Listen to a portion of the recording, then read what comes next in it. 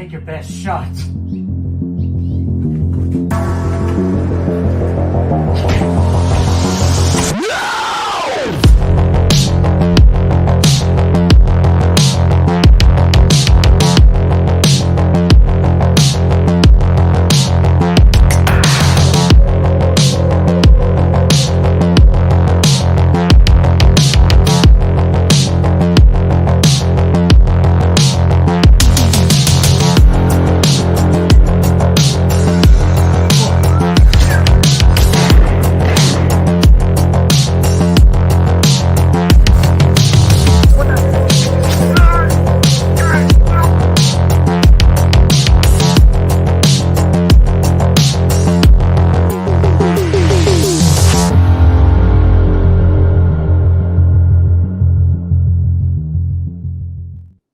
What is going on, guys and gals? Welcome to Good Real Hunting. It's your boy Brad.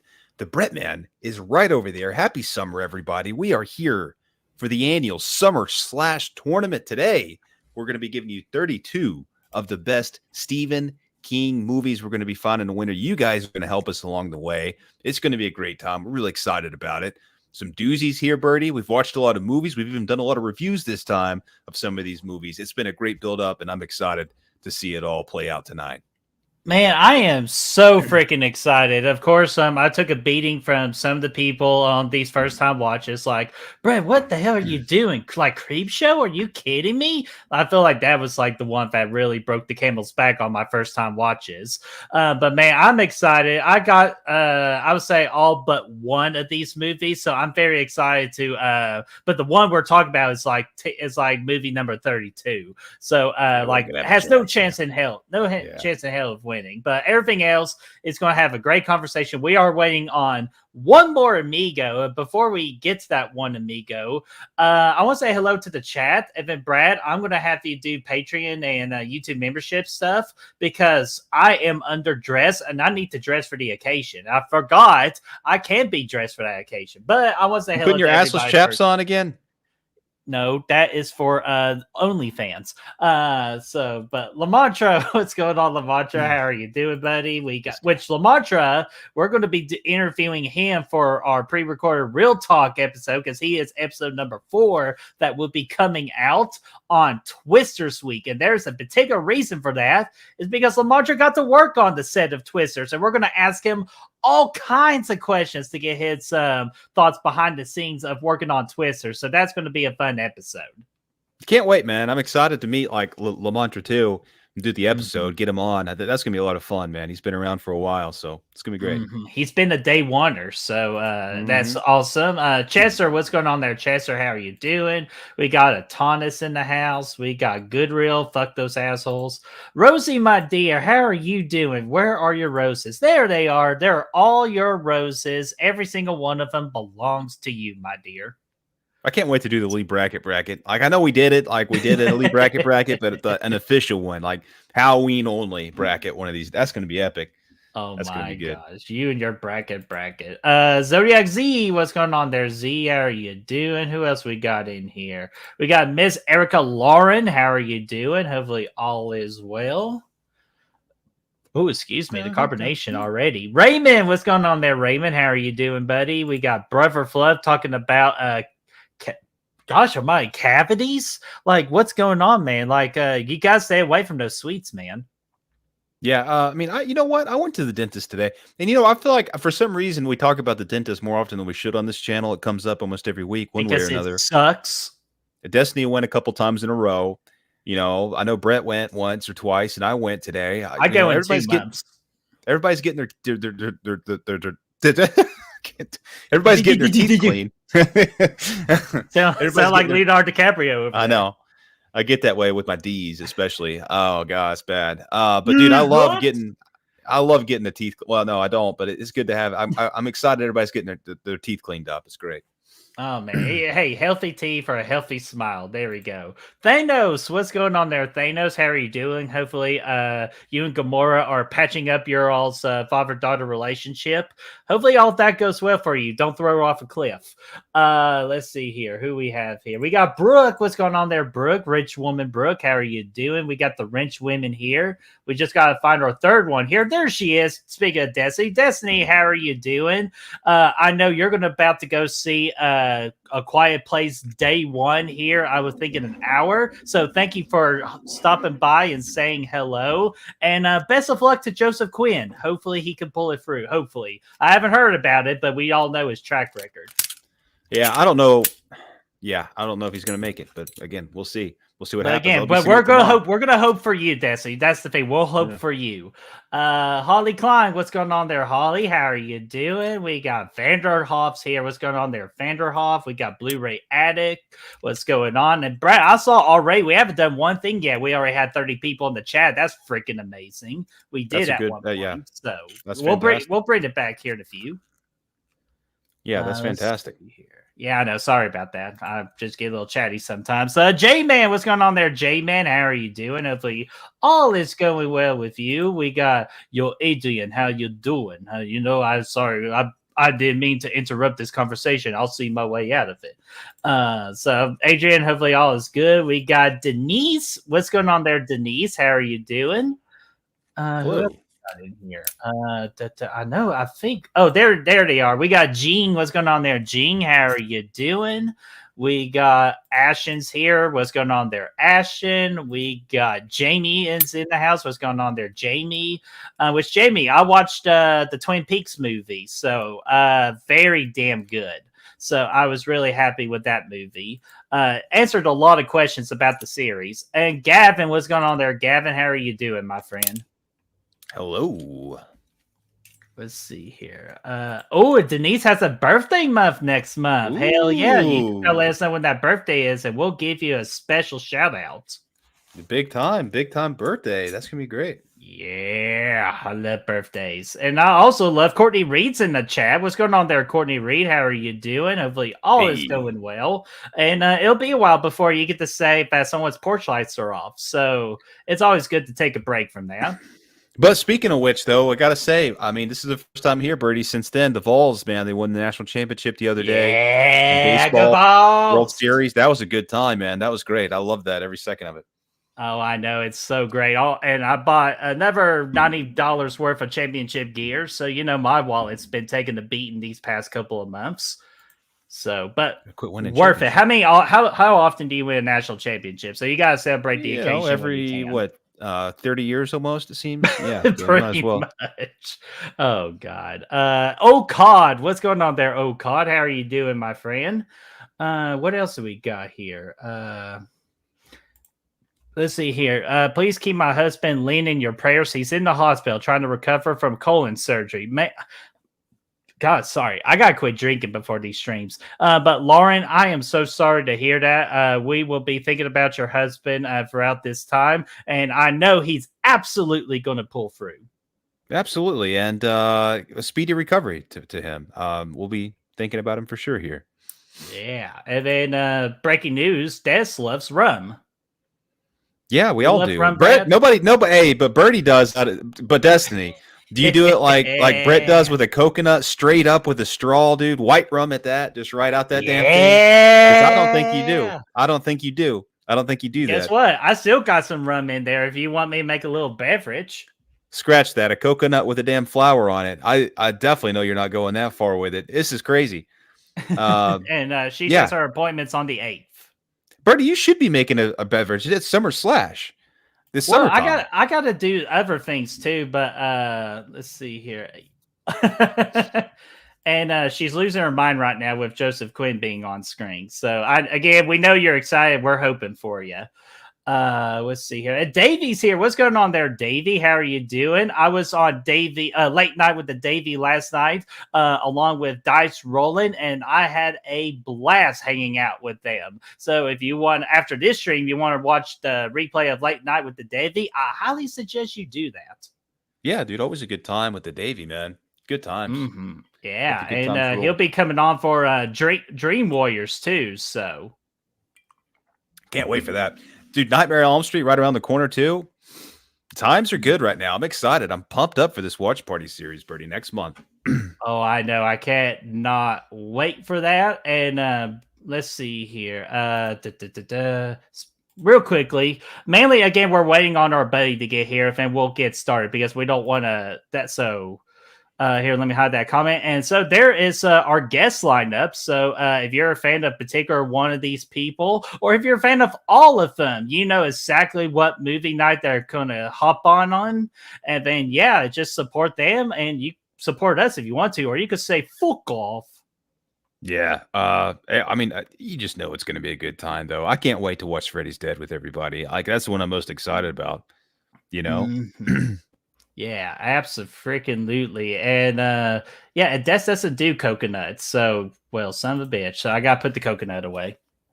Oh, no, you're going to whip the coconut out, man. You got to fill that some bitch up with some rum. It's summer slash. I don't know where your summer shirt is. Do I need to put the lime in the coconut? Yeah, put the lime in there.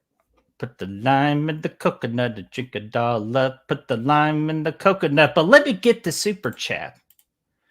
Brother Fluff says, here's $5 for the Goodwill Hunting Dentist Fund. Brother Fluff, thank you so much. Making sure we have that. Oh God, that's an awful smile. I'm never going to smile on this channel ever again. What the? That was pretty good. Let's see it one more time for the people who missed it. Actually, I got something better. It's called a super chat video. He's so fluffy, I'm gonna die! It's so motherfucking fluffy! That shit fluffy as fuck! Hell yeah! I love it. Every time I love it. Oh man, it's freaking fantastic. And man, you all are just going strong in the chat right now. I freaking love it. But Brad, I do gotta kind of change again. I'm dressing under the occasion here. Do you do me a good old favor, a real good favor, and thank our fucking Patreon? Well, God, why am I calling them fuckers? I'm such an asshole. I'm out here. These motherfuckers. Nah, I'm kidding, man. These are our patrons, man, our real hunters, if you will. We appreciate them all. They're all good people. Obviously, they help everything run on the channel, and we thank you for that. And you know, aside from the Patreon people, we also have YouTube members as well. And in this particular program, you can get membership as low as 99 cents. You can get access to badges, cool emojis, stuff like that. That's pretty cheap. That's good. We like that too. Of course, there's some other tiers there, same as the Patreon. They're both great options. If you can't do either one of those things, though, just being here, liking the video, sharing the video, subscribing, all that stuff helps out tremendously. We love everything that you do to help us achieve our goals. The Patreons, guy, they came in clutch, man. When it came to doing our skits for Nightmare on Elm Street the other day, we were able to get some new equipment, you know, some costume. We had a costume budget this year, which was fantastic. It was great. We really appreciate all that support. It really helps us. Did you tell them that they were the official backbone of the channel? No, but you did. So I think we're good. Well, they are. Yeah, that's true. I think I feel good about that. And, you know, a very healthy backbone at that, not one with a fucked up back, you know, nothing like that. I think it's good. I think it's great. It's all fantastic. We love it all. Whoa, he's back. The man in the summer, he's ready for trouble. Yeah. We're going to talk some Stephen King. Woo, man. Or, hey, did you actually, I kind of feel bad about this, but we missed the iconic movie of his. Yeah, which one is it? It's called Stephen King's Tit. Oh, my gosh. I made y'all look at a tit. You son of a bitch. That's fucking crazy. Yeah. Is that Bill Belichick? All right. Anyway. Hey. He's guessing with a 24-year-old. Be careful. Yeah, I know. But hey, speaking of freaking Bill being 74, messing with 24-year-olds, we got freaking Beers for the Bros coming up. And one more last bit of promoting. Yeah, next month we're kicking this off the ground, and this is going to be our laid back podcast. Go subscribe to this channel if you haven't already. We're already a quarter of the way to 100. I like that. So that's awesome. Go check it out. We're going to be talking. We'll still talk movies on there, but we're going to talk sports too. Exciting stuff. Once football season comes around, it's going to be great. We're going to be talking some fantasy football. We're going to be talking some NFL, some college. It's going to be great. Really excited about it. And I'm just excited because it's going to be laid back, kick back, relaxed atmosphere. It's going to be great. We're putting some work into it, so hopefully you guys enjoy it. That's with Chris as well, me, Bertie, and Chris. Yeah, if our other member of the Beers with the Bros can get here, Chris, where are you? So for those, he'll be on time because they'll be pre-recorded most of the time. So that's going to be good.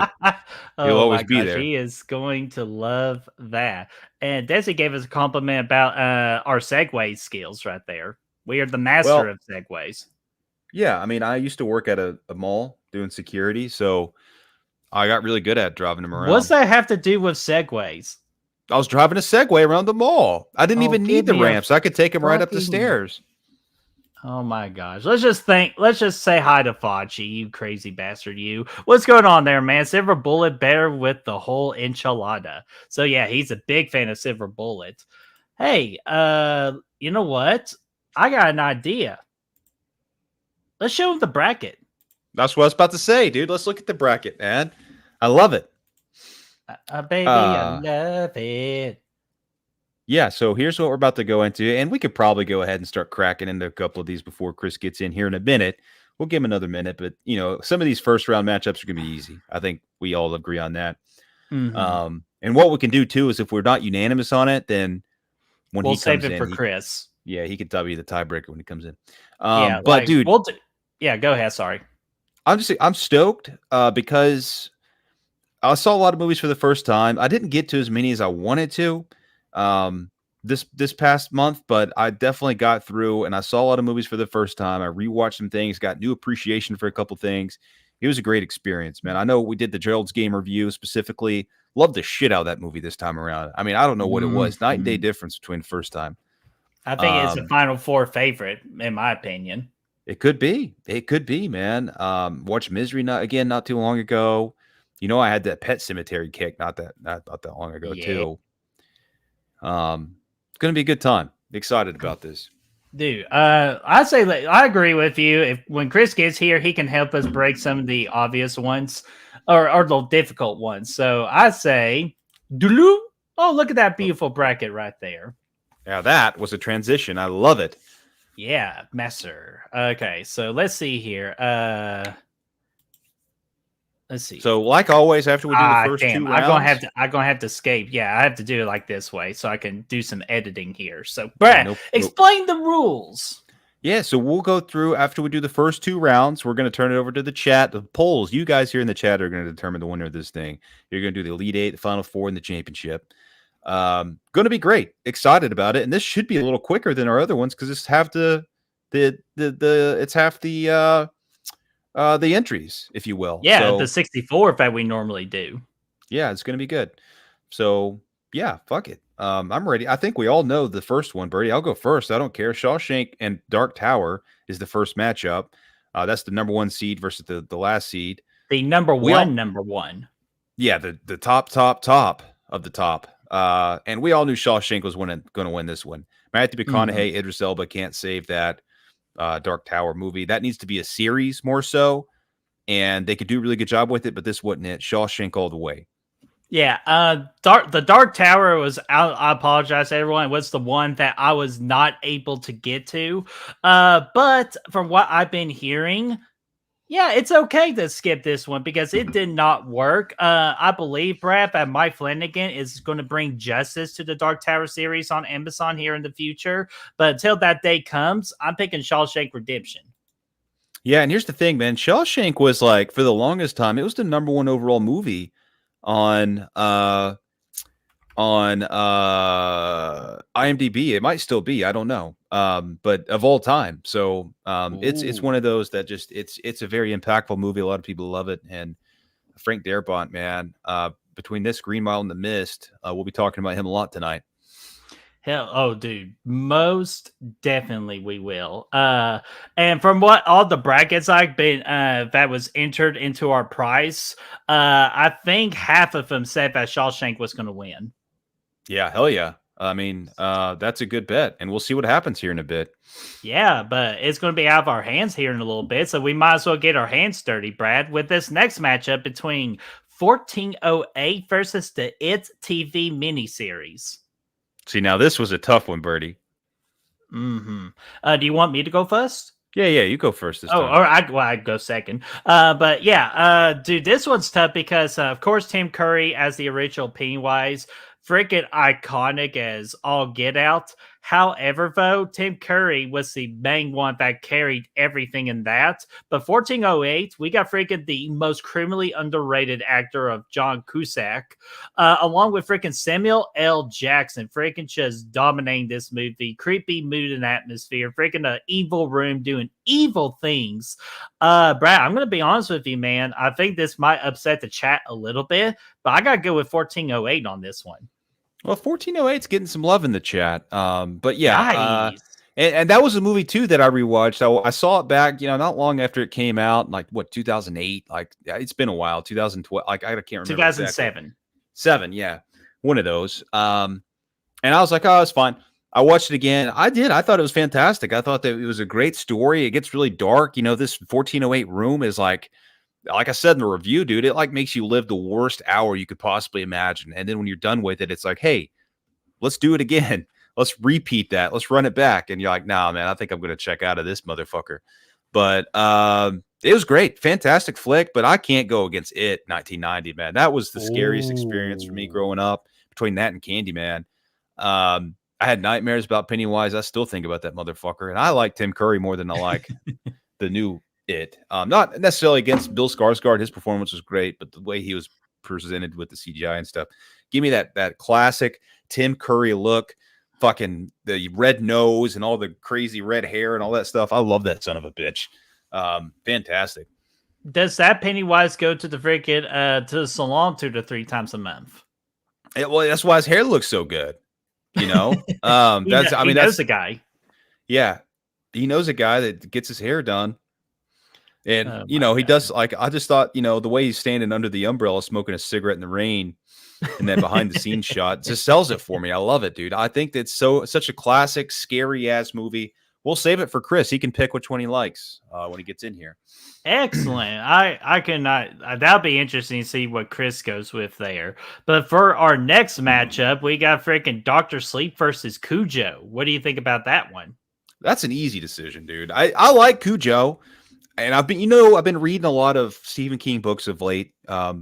Cujo was my least favorite so far. That book is way longer than it needs to be. It's as long as like Green Mile and Pet Cemetery and Mr. Mercedes and a bunch of other ones. Dr. Sleep even. The movie it's a faithful adaptation. It's solid. It's very confined, but it's just Dr. Sleep to me is one of my favorite movies since 2019 that's come out. It's one of the best adaptations of Stephen King I've ever seen. And the direction, again, Mike Flanagan combined with Stephen King is a match made in heaven. They do perfect together. They're both really good at giving you solid characters. They're both really good at characters. When you see them coming together, Flanagan directing characters that Sting beat some ass. It's Sting! He came down to whip that NWO's ass. That's not the characters we're talking about, though. We're talking about the characters that King created, that Flanagan directed. There's no better match. Dr. Sleep is fantastic. You guys know how much I love it. It's winning this matchup. Mm-hmm. Hey, it's a fusion between Stephen and King. That's where you got it freaking mixed up at. But man, easily, this is an easy decision. We're going to easily go with Dr. Sleep right here. No contest to me. I think if you had a little bit of a better matchup with Cujo, maybe Cujo can win, because I did like the whole atmosphere and the freaking dog being all crazy and shit. But just to me, though, it takes a bit before we get to the part of the movie with Cujo that we really want. I know it's like mainly character driven and all that, but man, if I'm going to watch a long movie that's all about character driven and developing characters, dude, there's no better movie that represents all that wonderful work than Dr. Sleep. So Dr. Sleep wins that based off that alone. Yeah, and that's not to say there's a lot of love for Cujo here in the chat that I saw. There's love for Dr. Sleep too, but there's a lot of people saying like, Cujo's still great. It's a solid flick. It's one of the better creature features out there to this day. It's barely aged. Like the dog, like all the effects are really good.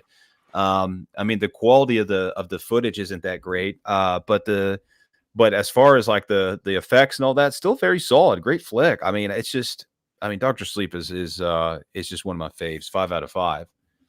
Yeah, the golden reel. And we definitely plan on doing a watch party for that one, hopefully in the very near future. Like, we would love to do it for this one, but we wanted to pick a movie that was like, what, Brad, not 3 hours long?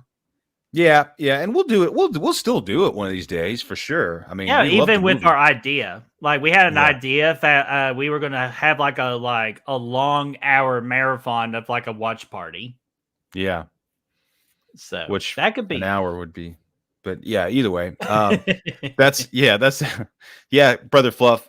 Sting was Stephen King. You didn't know it, but that's why he just kicked that much ass, and he had such a dark persona about him. Hey, and freaking J-Man saying, poor Cujo. Sorry, Cujo. We had to put you down. I know that guy got dark there for a minute. I apologize for that. Yeah, well, I mean, it happens, man. It's all it happens. But Brad, let's go to our next. Speaking of Cujo, though, real quick before we pass on, what about that Cujo reference in Gerald's Game, man? Wasn't that good? Oh yeah, dude. Gerald's Game had more than one reference, I believe. I forgot what the other one was. I meant to there write was it Midnight down, Mass. Midnight Mass. Mm-hmm. Yeah, Was but referred Cujo, to. I definitely saw the reference to that one. Yeah, the guy's like, "Hey, are you gonna feed me to Cujo over here?" or whatever he said. I thought that was great. That was awesome. I cannot wait to talk about that movie here in a little bit. Uh-oh. I was just excited. Destiny said she's reading the book Gerald's Game. That's one after I watched the movie the other day. I put high on my read list. I want to check it out real bad, man. I want to know. Yeah. We'll talk more about Gerald's Game here in a bit. Sorry, Brady. Oh yeah. What's the next matchup? That's okay. I thought something bad happened. Kind of like this matchup right here. Nah, I'm kidding. It's Chapter 1, the watch party we did last week to get ready for this tournament with Bill Skarsgård coming in as Pennywise against a little bit of a hidden movie here, but I think it's a solid flick, a Firestarter, not the remake one with Zac Efron, not that piece of shit, but we did the 1984 one with Drew Barrymore in it. As sweet as Drew Barrymore was as a child, being a very good child actor, I'm sorry, but it still stands no chance against all the other children in It Chapter 1. So I'm going with It Chapter 1 with an easy win. I'm going to go with It Chapter 1 as well. I think, I like Firestarter. I've always been a fan of it. It's always been like, it's kind of like a Carrie thing, but a little creepy. I don't know. I like it. But It Chapter 1, we talked about the other day. I do have problems with it, but I still always enjoy it. And think it's always a fun time. Mm-hmm. Let's see if I here. I'm just so that's what this is how I'm going to do it. They brought up another callback in Gerald's Game. Jamie Hart did. Somebody said there was. Oh, I was like, Jamie Hart in the movie? No, they said. Rosie said Dolores Claiborne was another reference, Brett, and then Holly comes in with it being the eclipse that happens, and that's what I was wondering. That was it. Because I watched Dolores Claiborne after this, and I was like, I wonder if the eclipse is in both books, because it's like that. There's some fucked up shit that keeps happening in all these eclipses. Like, it's like we should stop doing eclipses out here. But I was like, or is that just a callback that Flanagan put in there? If that was something that like he was just kind of throwing in, so that's cool. I like that. No, and I was wondering about that. Like, what in the hell does Stephen King have against eclipses? Dude, it's an eclipse of the heart. Oh, dear, turn around. Sorry, I'm trying to figure out where Gerald's Game is here. Okay, well, that's good. No, that's good. That's good. So let's continue going down here. So let's go with our fourth number one seed here with Stand By Me, going up against Sleepwalkers.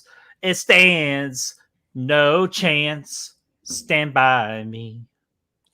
Stand by me. Yeah, that's what's is it, who talks first? I talk first? No, I already sang my part there. So I'm just going to go with Stand By Me. I agree. One of the best coming of age stories out there, right up there with the Goonies, maybe even better for some. For me, probably. Ooh, that's a big word. I love it, man. So yeah, give me Stand By Me. All right, let's freaking go down. We just want to talk about Gerald's Game. That's all we want to do real good. So that was an easy matchup. So let me move that over here. Perfect. So now let's get to Gerald's Game. Gerald's Game versus Cat's Eye. Brad, I'll let you go first. Dude, you guys know that well, I just talked about it. This was one that I rewatched, and the first time I watched it, I said it in the review. I was looking for the story of a girl shackled up and trying to break those chains and getting out of this situation where she's stuck in bed. But this time, I got such the much larger message that it was given, and I just really loved it for that. I thought the writing in this thing was absolutely splendid. One of the best, but again, it's that combination of King and Flanagan that works so well. The writing, him adapting a book, but also being a really good writer himself. So easy to go with Gerald's Game here. It's one of my. It's actually this became my second favorite Flanagan film after rewatching it. Taking it from like probably the bottom part of my list all the way up to number 2, and it's easy from there. Love the hell out of it. It made me want to read the book. I'm going to read the book. So yeah, I'm going Gerald's Game here, man. All right, man. I'll talk a little bit about Cat's Eye. I thought this was here's the deal. For Cat's Eye, I did not know this movie was an anthology. So it really took me by surprise when it's like, hey, this is actually just a short anthology movie, just three stories. And I thought they were pretty fun for what they are. But yeah, man, sorry. No chance in hell that it wins this particular game. Not Gerald's Game, that is. Because freaking Carla and Bruce absolutely were the two best people you can actually get as an actor and an actress to play in this particular movie. I think they absolutely knocked it out of the park, and I'll save my other thoughts for when we go further into this tournament. So Gerald's Game with the win. Dude, that's one thing I didn't even say. Carla Gugino, dude, fucking fantastic performance. Had to carry this movie on her back. I know Bruce Greenwald was in there as well, but she was so outstanding. I mean, honestly, it was award worthy. I thought. I mean, you had to carry this whole movie and be different versions of yourself within it, and be that one that's all fucked up, and be the one that's trying to talk you into getting out, like all the crazy stuff. Loved it. She was great. She always does a great job. This was no exception. And yeah. So, oh shit. Brad, we got to take advantage of this rare opportunity when we ever get the chance. You and Des actually agree on something. I know, and that's what I said. Oh shit! Yeah, sorry, I'm on a different screen, so I'm just catching up with stuff. So I said that that's never happened before. It's usually polar opposites, but but dude, I just thought, man, it's such a important story that thing tells. How there's so many monsters out there. Some of them look like monsters, but some of them are the people that you trust. Oh, fucking God, that's great. Freaking great. Speaking of CGI, yeah. Well, but I'll save that here for a little bit when we go back to Gerald's Game. But Brad, we got our next matchup here with Salem's Lot versus this is Salem's Lot from 1979 against Pet Cemetery from 1989. So a 10-year difference between these two movies. Both of them pretty solid. So what am I going to go with? Is the question. Let me think here. Oh, it's not that hard. It's going to be Pet Cemetery for me because at least Pet Cemetery is half the runtime for Salem's Lot. But here's what I didn't know. I didn't know Salem's Lot was also like a TV miniseries too. So I did not know that. I was kind of curious, why in the world is this 3 hours long?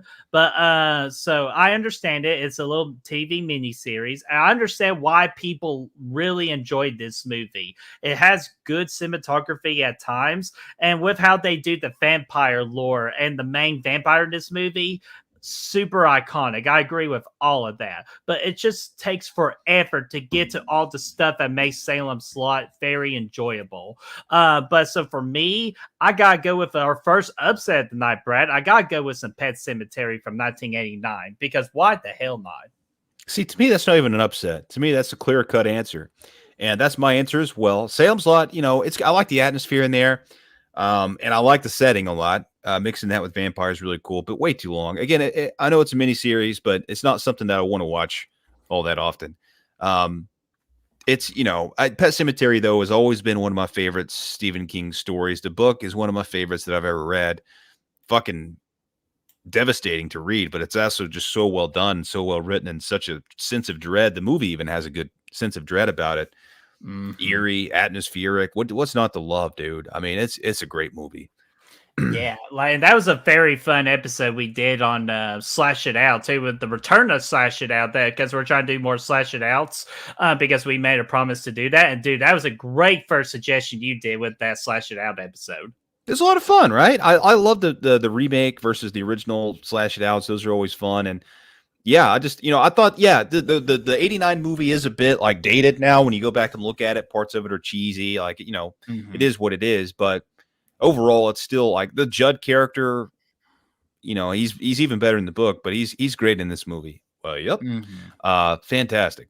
Watch out the road there, Lewis. But freaking speaking of freaking Slash It Outs, our previous Slash It Out we did last month, I pretty much Pet Cemetery kind of kicked off the whole Stephen King train, but this one enhanced it to another level with a fun matchup. We'll talk about the Ever movie later, but right now we're gonna freaking be talking about some Misery versus Maximum Overdrive. So Brad, go ahead, kick us off. What is the better movie between the two? Or actually, do you want to wait? Because actually, Chris is about to hop on here. He's fixing a little technical glitch. And I know he doesn't want to mix the Maximum Overdrive conversation. Well, I was going to say, I'm glad that motherfucker's not here because he told us that Misery he was taking all the way to the end. Or Maximum Overdrive, I mean. He said he was going to take that all the way to the end. And I'm like, I don't know about that. So you want to break his heart when he gets on screen. That's what you want to do. Yeah, we can just shatter it when he gets here. Okay, Chad. So, Chad, we're going to break his heart when he comes off. We're going to piss him off so much. Yeah, he's going to be like, well, now, Dan, he's probably going to leave, Do you know what we'll do? You know what we'll do? I was just going to say, you know what? I pick Maximum Overdrive. You pick Misery. We need Chris's vote. And then I'll break his heart at the end. Like, you know what? I'll change my mind. Damn, man. Hey, somebody mentioned a second ago, and I didn't know if anybody knew about this. I'm sure somebody did. Who was it? Rosie or somebody said it was Love the King short story books. Yeah, the new one. You Like It Darker. That thing's got a sequel to Cujo in it, by the way. Speaking of Cujo, and that was fantastic, called Rattlesnakes. If you guys haven't checked that out yet, that's a great story, man. It was Stone Cold. I mean, it was probably 75 pages, maybe it was 100 pages. It wasn't super short, but it was a great story. Very creepy, unsettling. Ugh, and I hate snakes, but I hate them even more after reading that. That was great. We have motherfucking snakes. But hey, speaking of those short stories, we're about to tackle one here in a little bit, or very, very soon. But we gotta go ahead and just tackle on this next one. But I agree. But we gotta put a little bit of that hot tour and spin on this bracket. You know what I mean? This month, I tell him every week, you got to quit doing that. You got to quit doing this thing. I know that was, that's a thing, but we don't need to be spitting on anything around here, Birdie. Let's just not do it. Because you're no fun. But anyways, so let's freaking oh my gosh, so I can't believe I did that. But let's go with this next matchup here. The Shining versus Thinner. And Brad, I'm gonna be honest with you about this. If Thinner went up against Stand By Me, I might be going with the upset of the century of Thinner over Stand By Me. Honestly, because Thinner to me was the most shocking movie of this entire tournament that I watched, and I really, really enjoyed it because I thought it was a very interesting concept of like just going in a different direction of horror about like if you're a little bit of the big side, if and you're just going to go smaller, and smaller until you're pretty much freaking bones and all your muscle disappears. That's not a good. That's a scary situation, man. Even though I'd be eating everything inside if I had that superpower. Pies. Do what? Pies. Oh, dude, so much pie, especially the cherry ones. But unfortunately, that superpower cannot handle the power. The power of the Shining will always triumph.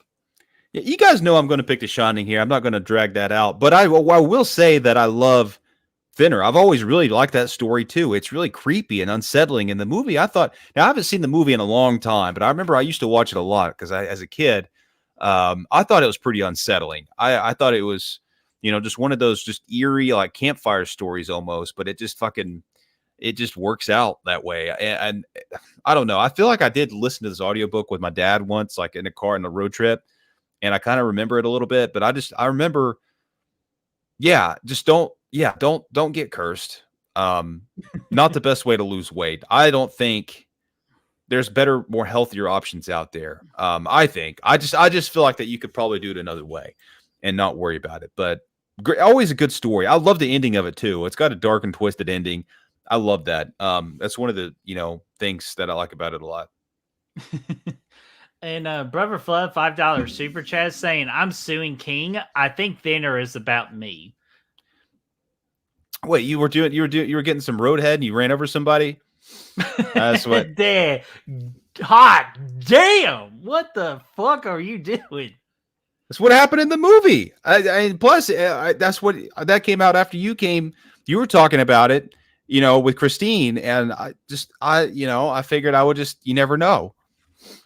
Oh my gosh. I'm just gonna play the super chat and just continue on because I don't know what to do with you at this point. But since Chris is about to come on here soon, he always loves this freaking super chat video we play, so we're gonna play it in his honor. Money, Steve. Billy, I need more money. we don't have any I more can't money, compete Billy. against a $120 million payroll with $38 million. We're not going to compete. Moneyball. But Brother Fluff, thank you so much for another awesome super chat. You are the best. And Mikey, what's going on there, Mikey? How are you doing, buddy? Hey, good to see you always. Always. And speaking of which, Brad, speaking of curses, yeah, I agree with you. Do not get cursed because unfortunately we are cursed as Tennessee Volunteer football fans. But not baseball fans. Hey, do the Bad Boys too. Bad boys, Okay. bad boys. What you gonna do? Oh, finish it. Oh, I say. Oh man, well that was creepy. But speaking of creepy, let's do our next matchup here between two creepy movies in their own unique right. We got Creep Show with freaking creepy anthology short stories against the creepiness of the horrible CGI in It Chapter 2. Oh yeah, man. God dang it, man. I gotta go Creep Show here, man. So here's the thing. I was really excited about It Chapter 2 when it came out. Like I was almost more excited for it because that was the part of the miniseries that could have done better was the adult stuff. And I was excited to see how they're going to do this. And I thought the cast was perfect, and it was. They were all perfect. They came in, they filled the shoes of the child actors perfectly. They all matched up perfectly, and they got some great actors in there. There was a couple scenes fantastic, like when Bev meets that crazy lady that makes her tea and cookies and left her door open for strudel.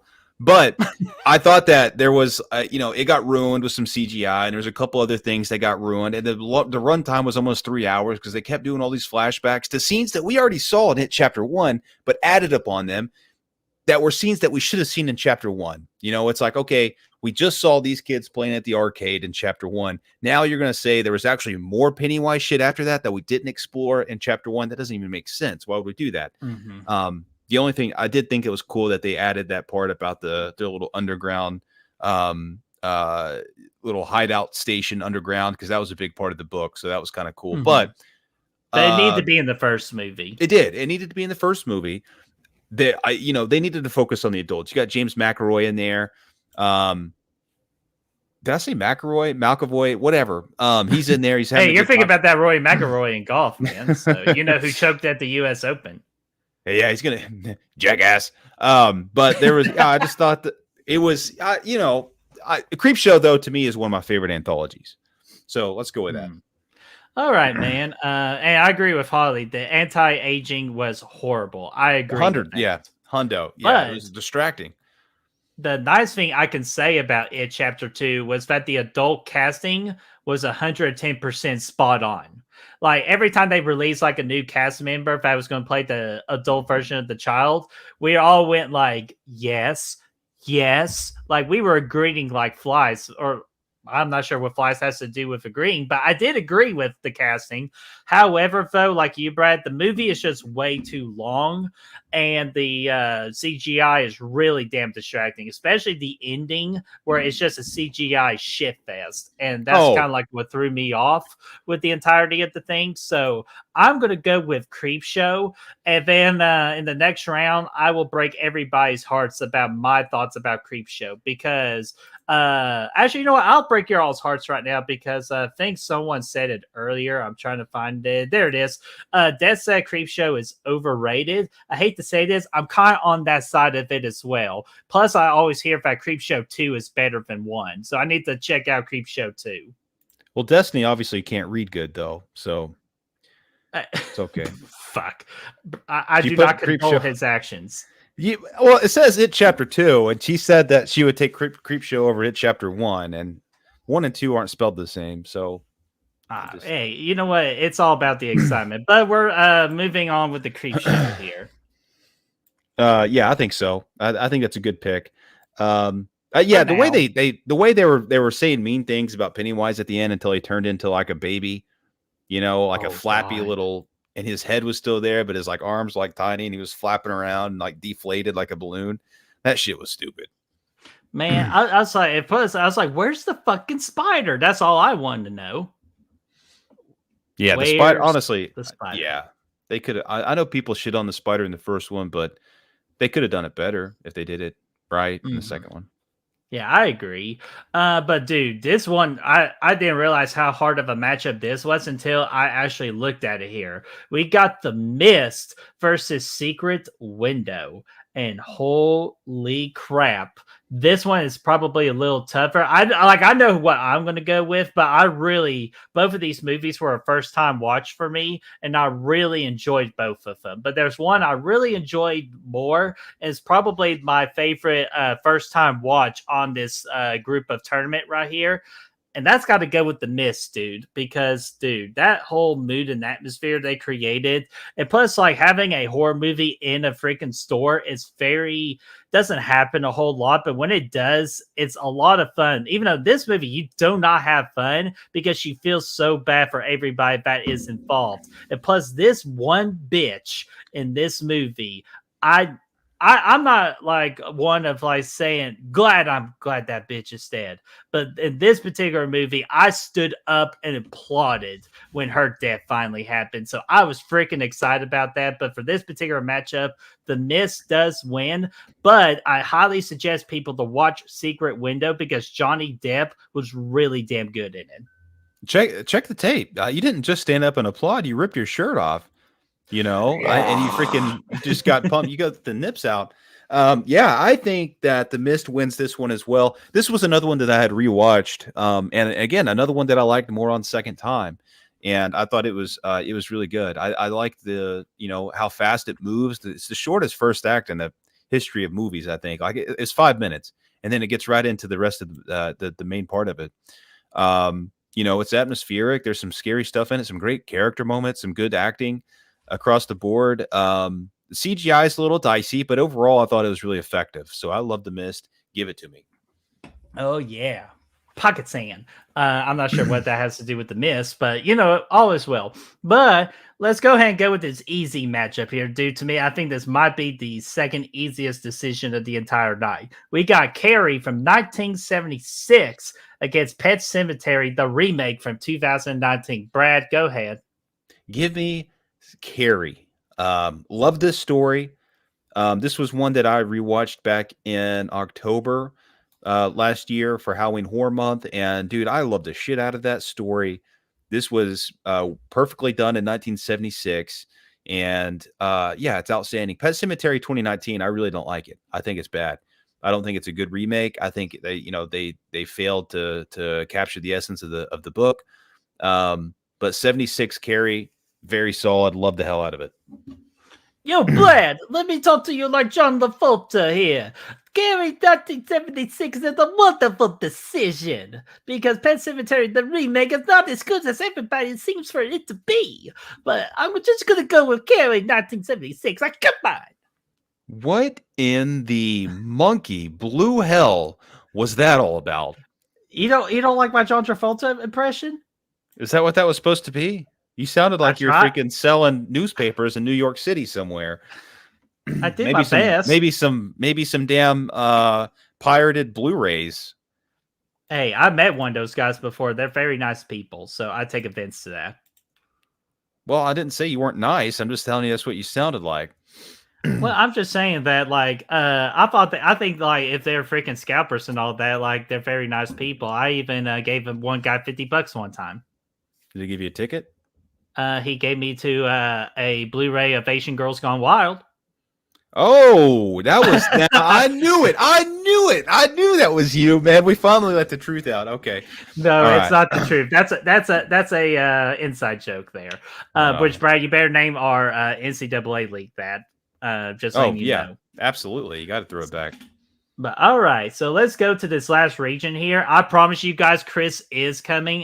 He is dealing with technical issues right now, and he doesn't want to come on with there being technical issues. But we're doing good so far. I think we only need him for 2 decisions. Well, really 1, if you, again, Van, let's go with this next round here. We got the Green Mile versus Carrie from 2013.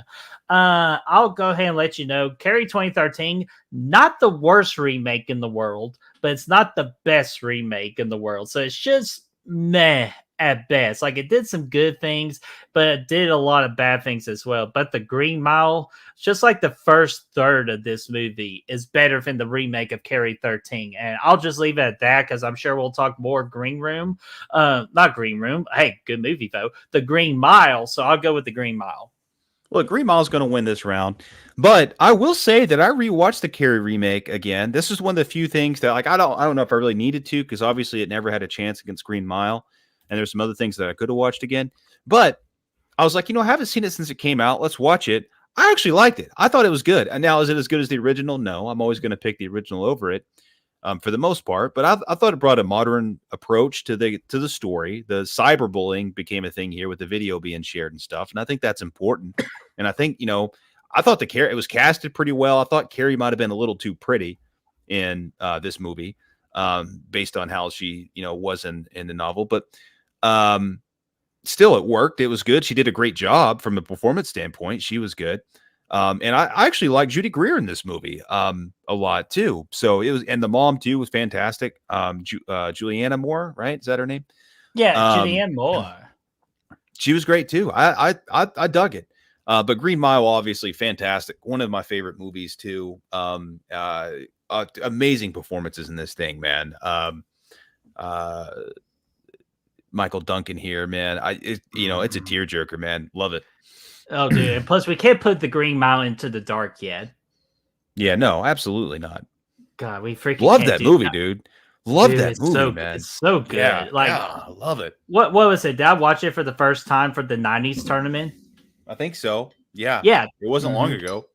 Yeah, not to God, my good dude, guys. I'll tell you this: we have a particular idea potentially for next year with the Real March Madness, for the Rio March Madness tournament. So that'll be a lot of fun. Which after this tournament, towards the end of this stream, we will reveal for the first time, which I think we already told you before, but we retell you the big topic for Fright Fight of 2024. Yeah, you guys help us decide that one. That was fun. Yeah. So put those thinking caps on. But let's go with Christine versus the Running Man, which, Brad, I talked about Green Mile first, so you go ahead. Christine versus Running Man. Christine here. Running Man's fun. Arnold's great, seeing him in the story. But Christine is just one of those, directed by John Carpenter. Again, that's kind of like you have Flanagan and King.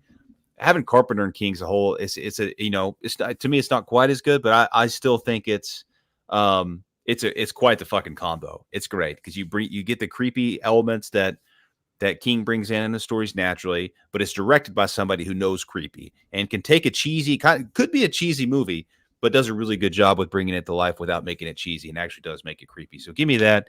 Give me Christine here over Running Man. All right, and I'll go ahead and just do this quickly. That the Running Man has no chance in hell for catching up with a freaking car, just like freaking Christine, man. So I'm going to go with Christine in this one, mainly for the fact that the Running Man, to me, in my opinion, it's just the most un-Stephen King like story out of all of these movies. To me, for some reason, it doesn't fit. Like, do you kind of feel the same way, Brad? Yeah. Oh, yeah. Yeah, absolutely. I agree. Like, because it felt like it was written by an action person and all that. Then when it said Stephen King, I'm like, okay, that's awkward. Like, did he have like a freaking action kick or something? Yeah, well, he likes to step out of horror every once in a while. Well, And that was one of those instances. stay in horror. That's all I gotta say. Yeah. But yeah, we got a sexy son of a bitch here, Brett. Is he finally here? He's see. here. And that was a good show, everybody. We'll see you guys next week. All right. Yeah, nice. Awesome. No. So, just for the tail off. Dude, this is the first setup of my new digs, and it has not been pleasant. Oh my God. You guys can hear me, right? Yeah, No, we hear you perfectly. And Chris, we're gonna go back real quick before we finish this bracket, this particular region. Chris, we need your help with something. And because we really do need your help. Okay, no, I'm glad you bring that energy because this is going to be fantastic. So, Chris, we need your help with the first matchup here because I went with an upset and picked Maximum Overdrive, and Brad picked freaking Misery. So you are the deciding factor. Are you fucking kidding me?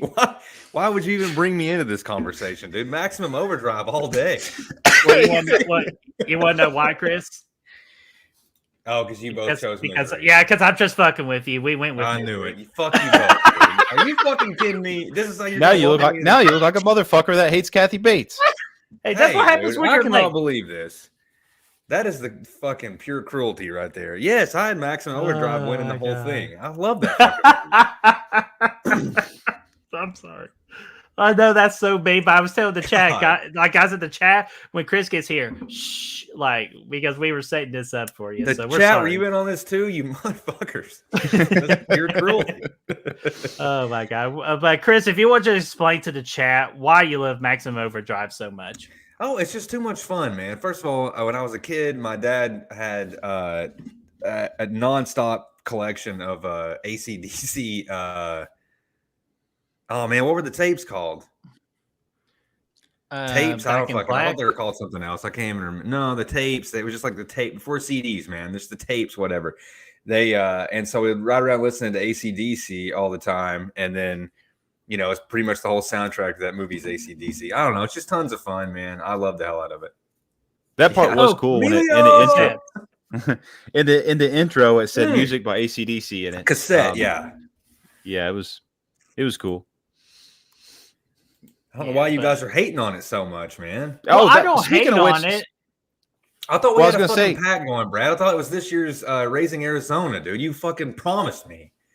No, well, I know, but I do want to bring up the point though. I thought the movie was pretty bad. Like I was watching, I was like, this is not good. But it is the only movie on here and really the only movie ever that Stephen King directed. So worth noting. Yeah. He actually directed the movie. So that's always cool. But yeah, I mean, it's cheesy, it's fun. It's not like horrible, but Misery is just a fucking all time, man. It's great. No. Yeah, I don't have any problem with Misery. If it was against anything else, I would pick it. I just love Maximum Overdrive so much. I know, man. And plus, that's my thing, too. Stephen King did this movie on cocaine. So, cocaine's a hell of a drug. He did a lot of shit on cocaine. Cocaine's a hell of a drug. God, I wonder where that one particular person who followed us, because one time, this true story, literally, they asked, is Chris okay? Like, is he in rehab for cocaine? I'm like, where the fuck do you even get that from? No, he's okay. It's just, what? That's awesome. You should have been like, yeah, man, he's been hitting the sauce pretty hard. I couldn't do that to you, man. It happened like 2 years ago. Like, I couldn't do that to you, but no, sorry, Chris. We have to eliminate Maximum Overdrive. So, but we seriously do need your help for one.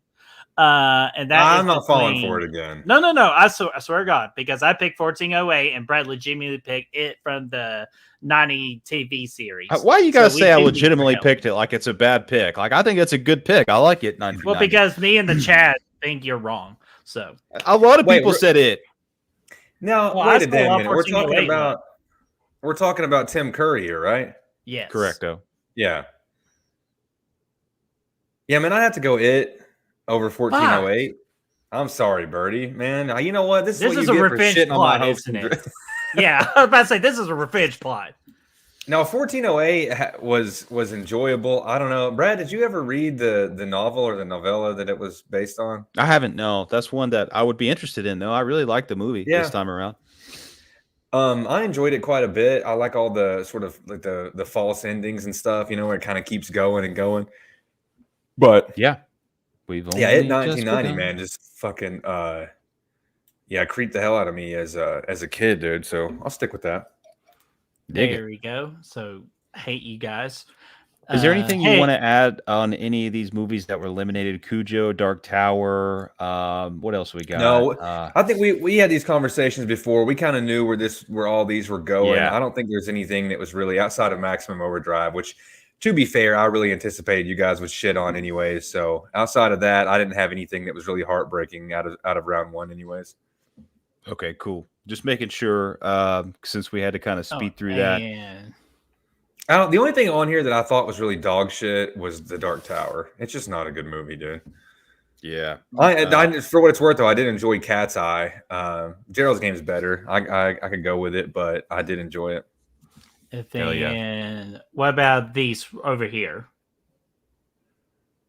Oh, dude, Brad, you got listen. You have to get on Skeleton Crew and listen to Will Patton read The Mist. It's so fucking good. There's a couple of voices in there that he does that are just all dude. time. Anytime he's the narrator, I'm about it. He's my favorite. He was great in Dr. Sweet too. But, Sorry, guys. Yeah. No, sorry. There's a better person that can read any book to the best of any ability. There's one person who's the best reader of books. Ed Kemper. No, hey man, let's talk about The Mist. Get that John Travolta motherfucker off here, dude. This guy. Oh yeah, just. You got to bring it back every time we talk about Carrie, though. You have to at this point. Of course, I'm good too. All right, let's freaking move on here. It sounds Chris, like you're lastly, extremely constipated and you're just like trying really hard to I find really it off. am. I deal with a lot of shit on a daily basis. They did a cup of tea now.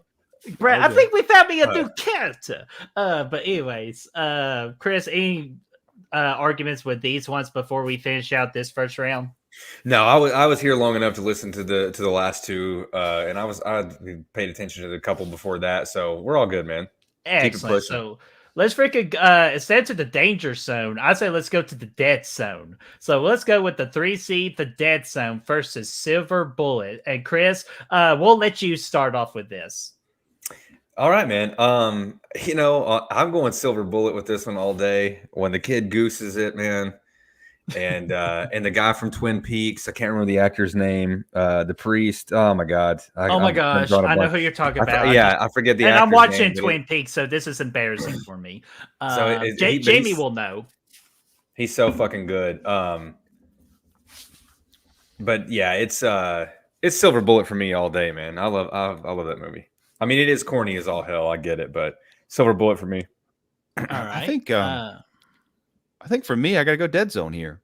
I think Brett brought it up in our review. Christopher Walken, you don't see him the lead a lot, and he was awesome in this.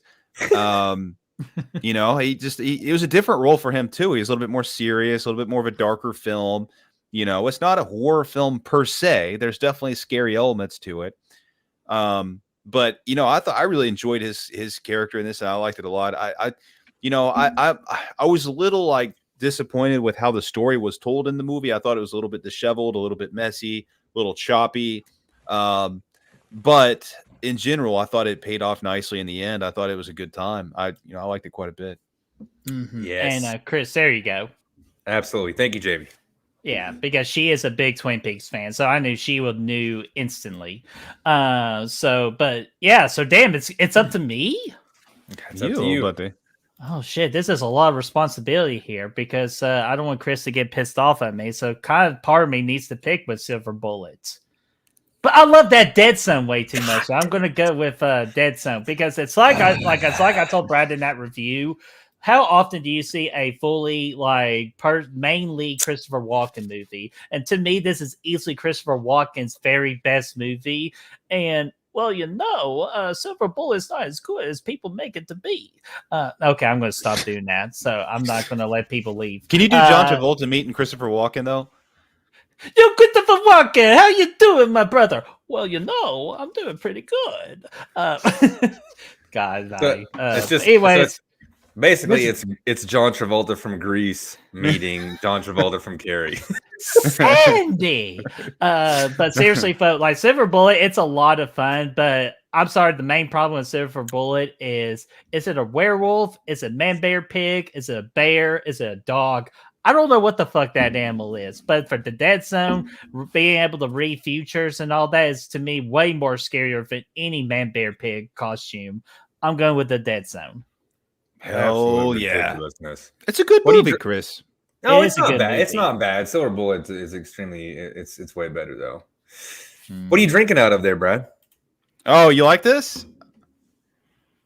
Yeah, buddy. Nice. That's nice good, work. right? That was Yeah. the birthday present. And Bert, don't you worry. The last time we did a show, I did your glass, or the last couple shows ago. I can't remember which one it was. Wait, what? The glass you gave me for my birthday. I was the one I did the last time. I did that one yes. first, and now I'm doing Chris's. And I got to bring out my coconut because we're about to talk to my cheating ex over here, Dolores Claiborne, that freaking psycho. I'm glad I got out of that relationship. No accidents involved. But yeah, so we're going to go with Dolores Claiborne versus the Children of the Corn. Brad, you go ahead. Dude, this Dolores Claiborne is a first-time watch for me, and I liked it a lot. I thought, again, another strong Kathy Bates movie. I've actually never heard of this movie. I never have. I never heard of the story, nothing, the book, nothing. And I saw it when we were putting together the list for the tournament, and I said, whoa, Kathy Bates and another Stephen King story here. Interesting. And I watched it, and I was like, damn, man, I'm surprised this isn't a little bit more popular. This is like classic 90s shit. Kathy Bates on top of her game, playing two different kind of an older version of herself and a younger version of herself. Another great story. Kind of reminded me of the story, like the themes of it is similar to Gerald's Game. There's some fucked up shit in this movie as well, like there is in Gerald's Game. There's some fucked up shit going on, but Kathy Bates takes care of business, and rightfully so. Loved the shit out of it. I thought the way that she murked her husband during the eclipse, fantastic. If you guys haven't seen the movie, sorry for spoiling that, but check it out. It's a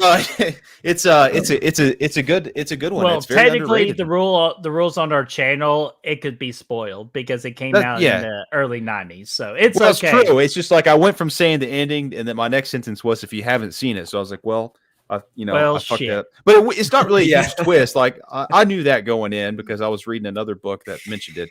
But you get the spoiler off. You're like, if you haven't seen it, you probably should. You should have said, if you haven't seen it, there's no need to now. No, great though. That is Great, false. fantastic. So No, give me that's Dolores false. Claiborne, though.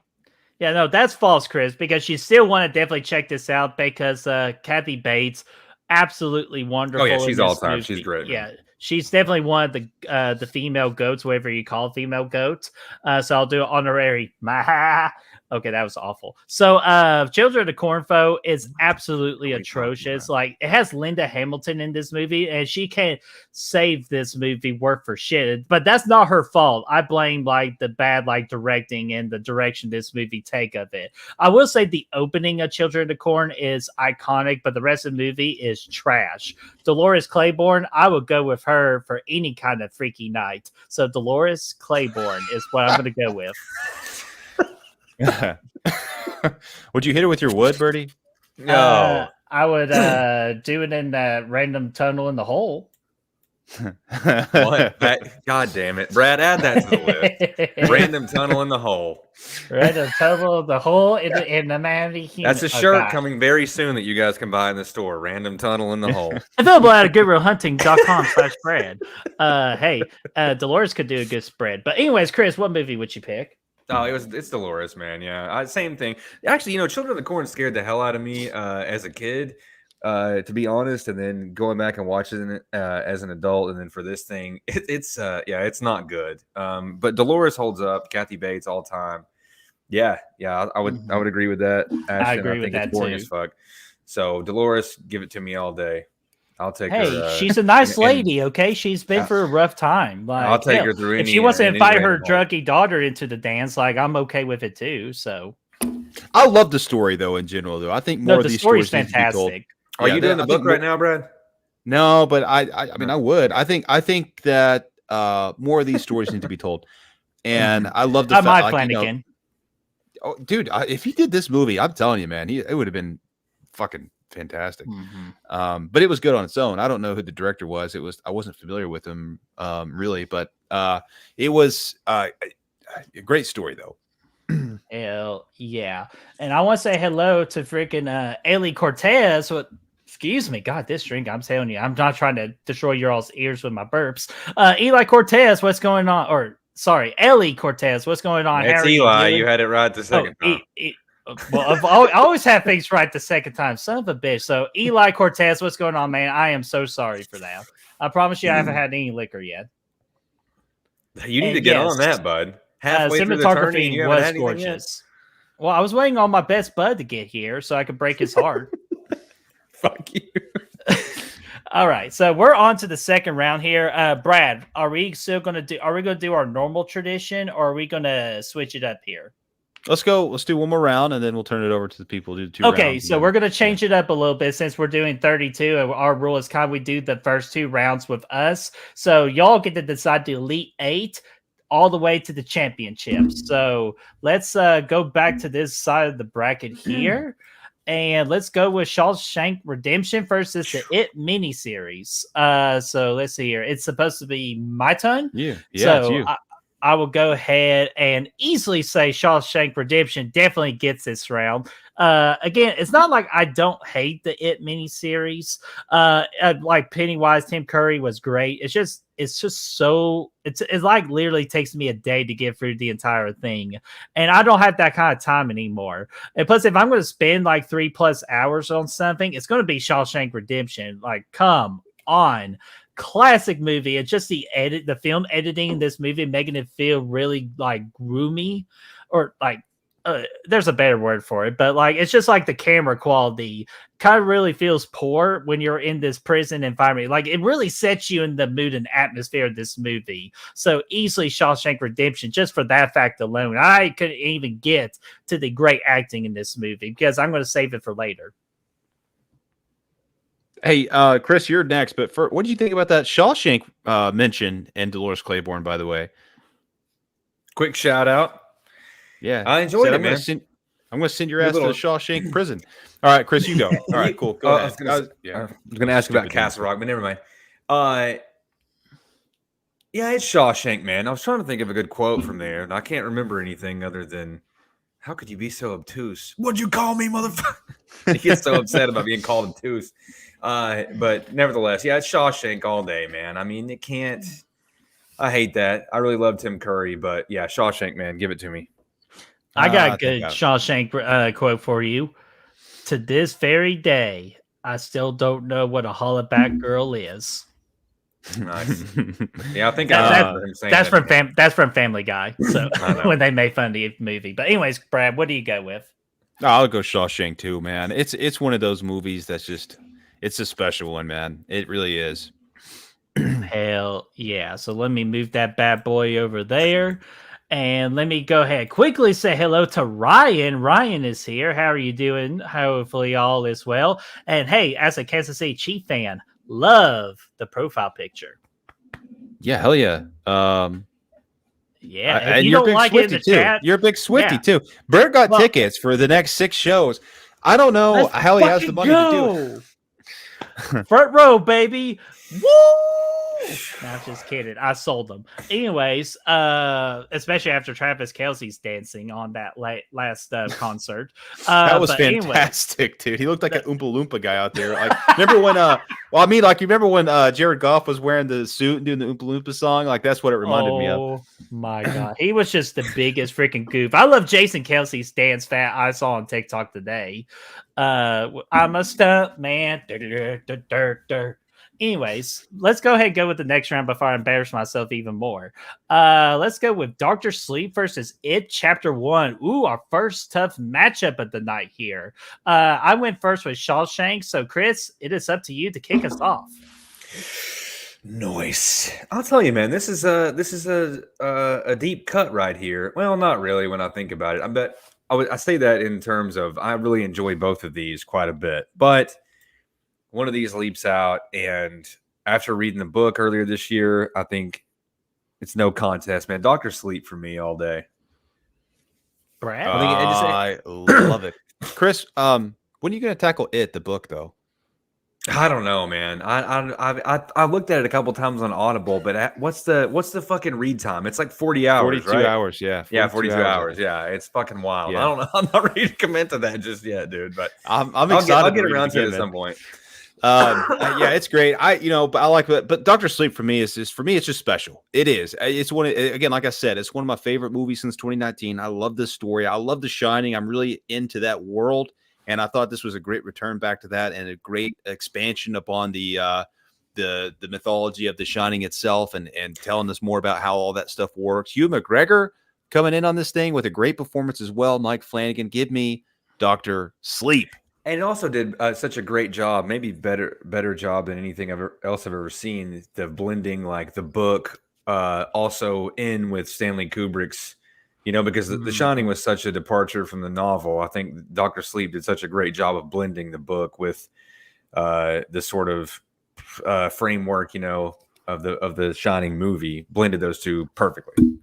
Mm-hmm. No, I could not agree more. Ashton, I am so sorry that you have to fight everyone. So just be sure, do not resist when you get put under arrest. It will help your cause, I promise. But hopefully everyone is safe from Ashton's fist, because I am also going to pick Dr. Sleep, because just again, storytelling and the characters way better in Doctor Sleep than It Chapter 1. And plus, Doctor Sleep, if they have to use some kind of CGI effect, it looks way better than what It Chapter 1 ever can produce. So give me some Doctor Sleep all day, every day. This one came down to me to directing. Always. I think I think story-wise, It to me is a better book than Doctor Sleep. But the direction Mike Flanagan brings this, the way he adapts it, the way everything, again, I know we've talked about it a lot tonight, ad nauseum, you could say. When it comes to Max von Sydow, who is not related in this in the slightest, when it comes to what the fuck are we talking? I was about to say, where's he sliding? When it comes to what's his name, Andy Machete. I think he did a good job of the setting and stuff in It and the dude. Where the fuck did Max von Sydow come from? I have no idea. To be honest with you, I have no idea. I do that sometimes. When it comes to, but I thought the CGI stuff and the comedic was a little bit over the top for me. I still love the movie, but I think that's what drags it down below Doctor Sleep at the end of the day. Hey, and can we take like a mini break here, because I kind of owe Eli for accidentally calling him Ellie, so I just kind of feel like a piece of shit. So I want to answer his question really quick: Long Legs or Nosferatu? I'm easily going Nosferatu, because that trailer, that little teaser trailer they did, was the best trailer I've ever seen in horror movie history. It's perfection, and it's got me twice more excited for Nosferatu. Long Legs for me. I'm not sure why. I just Nick Cage. Nick Cage for one, man. I think that they've done such a great job of the marketing campaign, probably better than any horror film I've seen the last couple of years. And it's even over Smile. I think so, man. I really do. Okay. It's got me so pumped up. The reviews have been stellar. Up to this point, no one's really had anything bad to say about it, and it's directed by Anthony Perkins' son. Written and directed by Anthony Perkins' son. That's a strong case right there. Who played Norman Bates in the original Psycho. So I'm super fucking stoked for that one. On the other hand, and maybe it's a little bias here, but I read somewhere that they did a test screening of Nosferatu and it absolutely bombed. So maybe that's in the back of my mind somewhere. The trailer did look great. I'm just not quite as excited for that as Long Legs. Brad, what you got? Long Legs, is this Bernie? Is this the one about Stacy Keebler? She's got legs. She knows how to use them. And twins. All right, I'm sorry. Long Legs for me. I'm excited about Mike and Monroe. Even more so than Nicolas Cage, but the two of them together are going to be fantastic. And the trailers, like, here's the thing: I think Nosferatu is like Robert Eggers. I've really enjoyed all of his movies, but they do get a little weird. I like weird. I do feel like that when it's again like all of his movies, I think when it comes out, it'll be divisive. That the trailer's going to look great, like it did for The Northman. It looked fantastic. Everybody was pumped up, but when they saw it, they're like, "Oh, the movie." I loved The Northman, I really did, and I think I'll still enjoy this movie too. But I do think it's going to be one of those kind of weird, slower movies, and I think Long Legs just looks really unique, and I'm excited about it. I can't wait. And Chris and Brad, are you not fond of Me Lobster? That is Nosferatu. I am. I'm definitely looking forward to it. It looks great. Nah, I I'm saw just the fucking. teaser. Yeah. I mean, I we're just fond of you, Lobster. But no, here's as much as I say that because as much as I love The Northman, I haven't gone back and watched it since it came out. And there's just something about his movies that are like they're not really like they're rewatchable. I've seen The Witch a few times, but and The Lighthouse, You've seen The Lighthouse a couple times. yeah, 3 times probably. And I'd watch it again too. That's a good atmospheric. It's great for Halloween season for sure. But I just they're great watches when you're watching them, but I don't watch them often. Yeah. And I will say one thing about Long Legs, though. I think we got the potential of the Mika Monroe and the Nicolas Cage chemistry on screen of good versus evil. We probably haven't seen anything so fantastically a top like God tier since Claire Lease and Hannibal Lecter.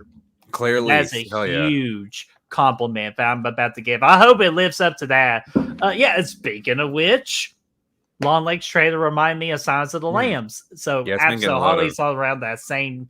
Like I'm telling you, I think this movie is like the kind of like the second coming of the Silence of the Lambs. So I'm excited for it too. It's just Robert Eggers, I'm such a fan of, and Nosferatu. I think it's a perfect match in heaven on a great interpretation of what Nosferatu is going to be. Here's the thing about Long Legs I'm excited about. I haven't seen the trailer. I don't even know what it's about. I'm just going in for it. Keep it that way because the newest trailer kind of gave way too much.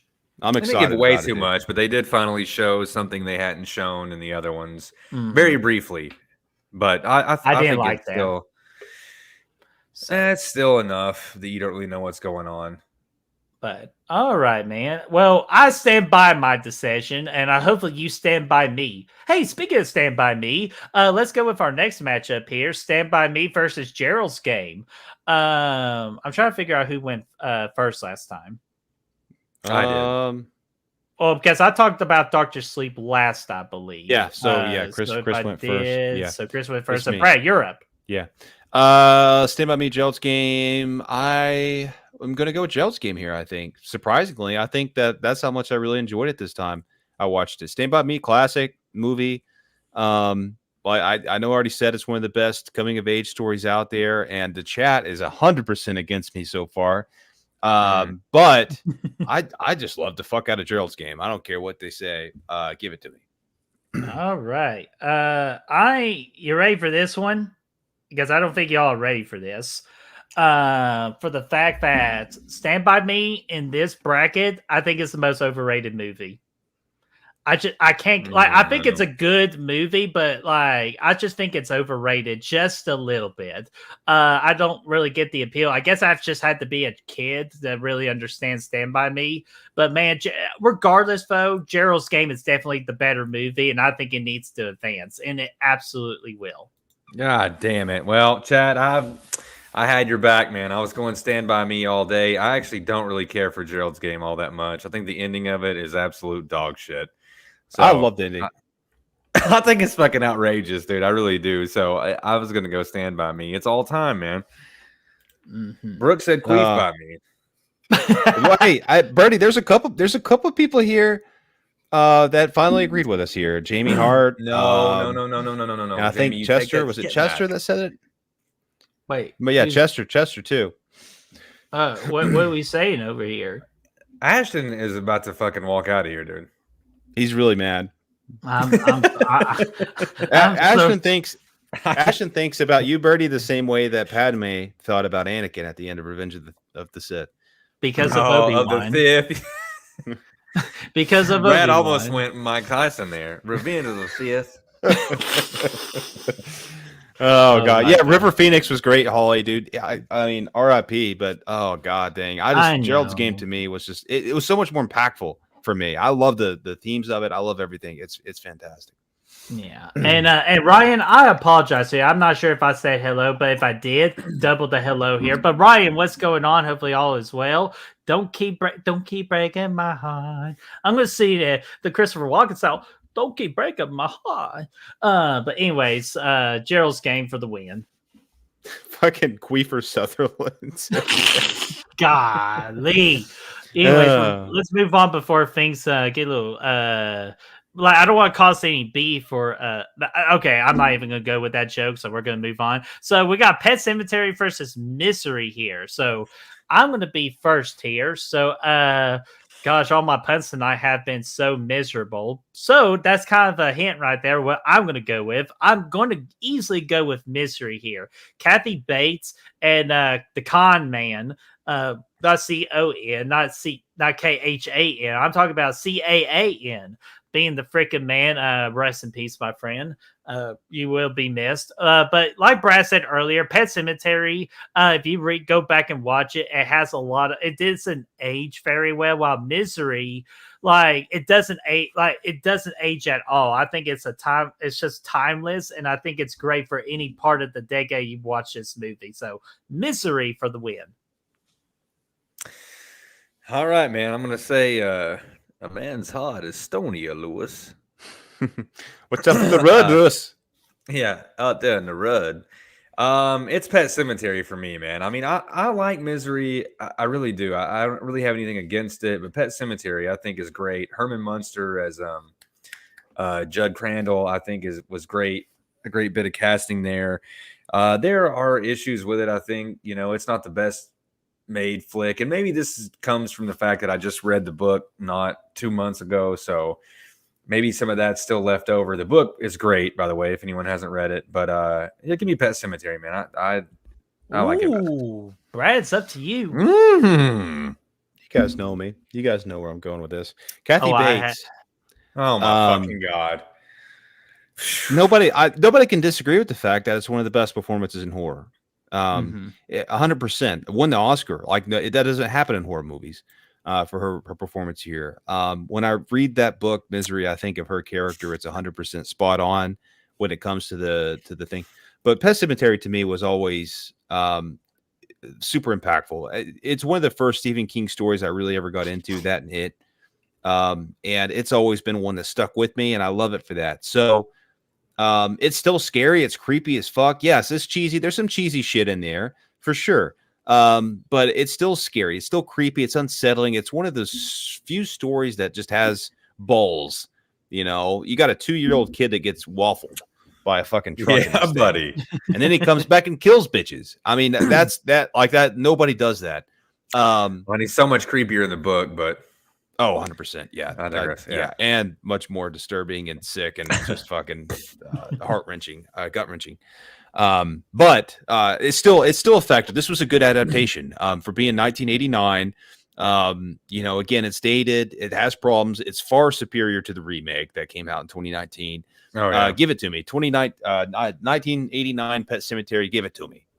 What? You're going with Pet Cemetery? 100%, dude. I love Pet Cemetery. Oh shit! What a first big upset of the night. I love Pet Cemetery. It's not even look. I love Misery, but I've only seen the movie 3 times. Pet Cemetery, I grew up on it. I watch it all the time. I love the hell out of it. One of my favorite Stephen King stories, books, movies, whatever. It's all right there. And it's a great story. I mean, I've got your old DVD down here that you bought for $7.89. That was hard to find.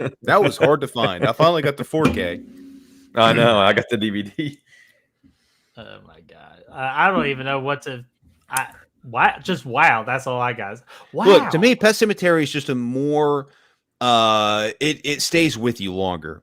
Absolutely, Misery is scary. It's great. Again, Kathy Bates is fucking outstanding, but it's very isolated.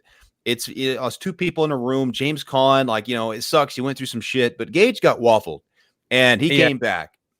Well, they're kind of interesting because the Misery kind of preys on your fears of, like, being captured, being tortured, those kinds of things. But Pet Sematary is all time because it's a child being murdered or, dying and then coming back to life. The resurrection thing, I don't know. I think it's more impactful.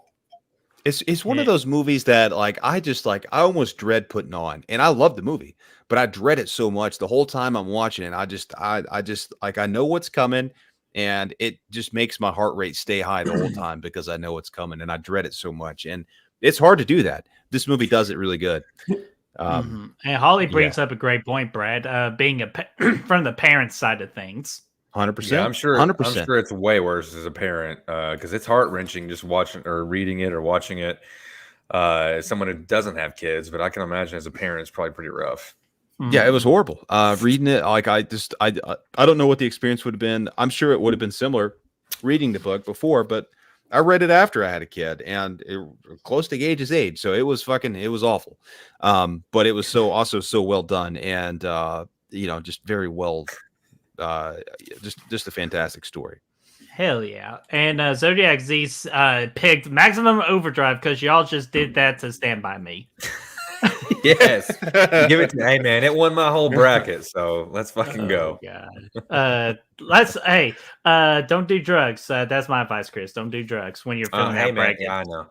But, I've already let's do cocaine. But anyways, I've already let's go been with to, go ahead. Sorry.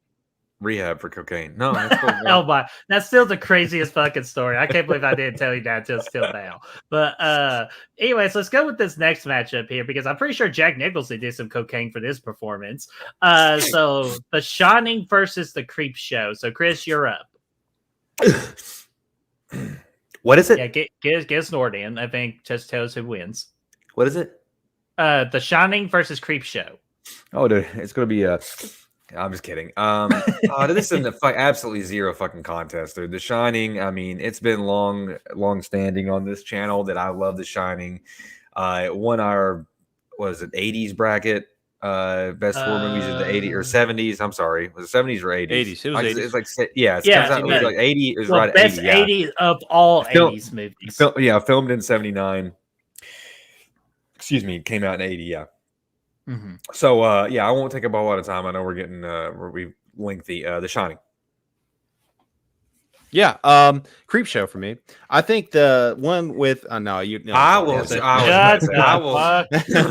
the Rock says, shut your bitch ass up. You already know. You already know, Birdie. You already know it's The Shining for me. Yeah, I'm not going to go over it because I think Creep Show is a little bit overrated. I respect it as being one of the top horror anthologies of all time. It's just give me Trick or Treat as the best horror anthology all day, every day. So The Shining, no contest. Yeah, dude, hell yeah. I love it. No surprise there. A little bit more of a contest, Brian. You get to kick us started with this one with The Mist versus Carrie. Tough matchup, man. I didn't mention this when we talked about The Mist for the first time. Thomas Jane, again, we don't see him lead a lot of movies, but he was good here. He was not good ones. Yeah. Hey, exactly. Leave the Punisher alone. Deep Blue Sea was good, but he was kind of like Samuel L. was that he was the reason for the people. But The Mist, he was good in this movie. But Carrie, though, I talked about already. I like this one the most. I think it's just such a good story. Yeah, give me Carrie. Give it to me. Well, but let me tell you something about this pick. It's going to be The Mist for me. Like, I think Carrie is a fantastic film, but I'm just telling you, man, The Mist and that ending, what it did to me emotionally. How can Carrie compare to that at this point? The Mist wins for me. Absolutely. Chris, this is your turn to determine things. Quit snorking the coke. You sound like you're fucking a janitor for Patty's Pub somewhere. Whoa, whoa! Would you like the double Reuben? Yeah, honestly, dude. Whoa. Oh no, it's Carrie for me all day, dude. I'm sorry. It's okay. I enjoyed The Mist, I really did, but Carrie was creepy as fuck when I was younger. It holds up. There's some great performances in there, and I think that it's extremely relatable, even today. As a kid being picked on, and then who didn't have that revenge fantasy, at some point in their lives. So I think it's great, man. Relatable. Yeah. It's a great movie. I had That's one thing. I had a revenge fantasy one time when Brad slammed me into a locker.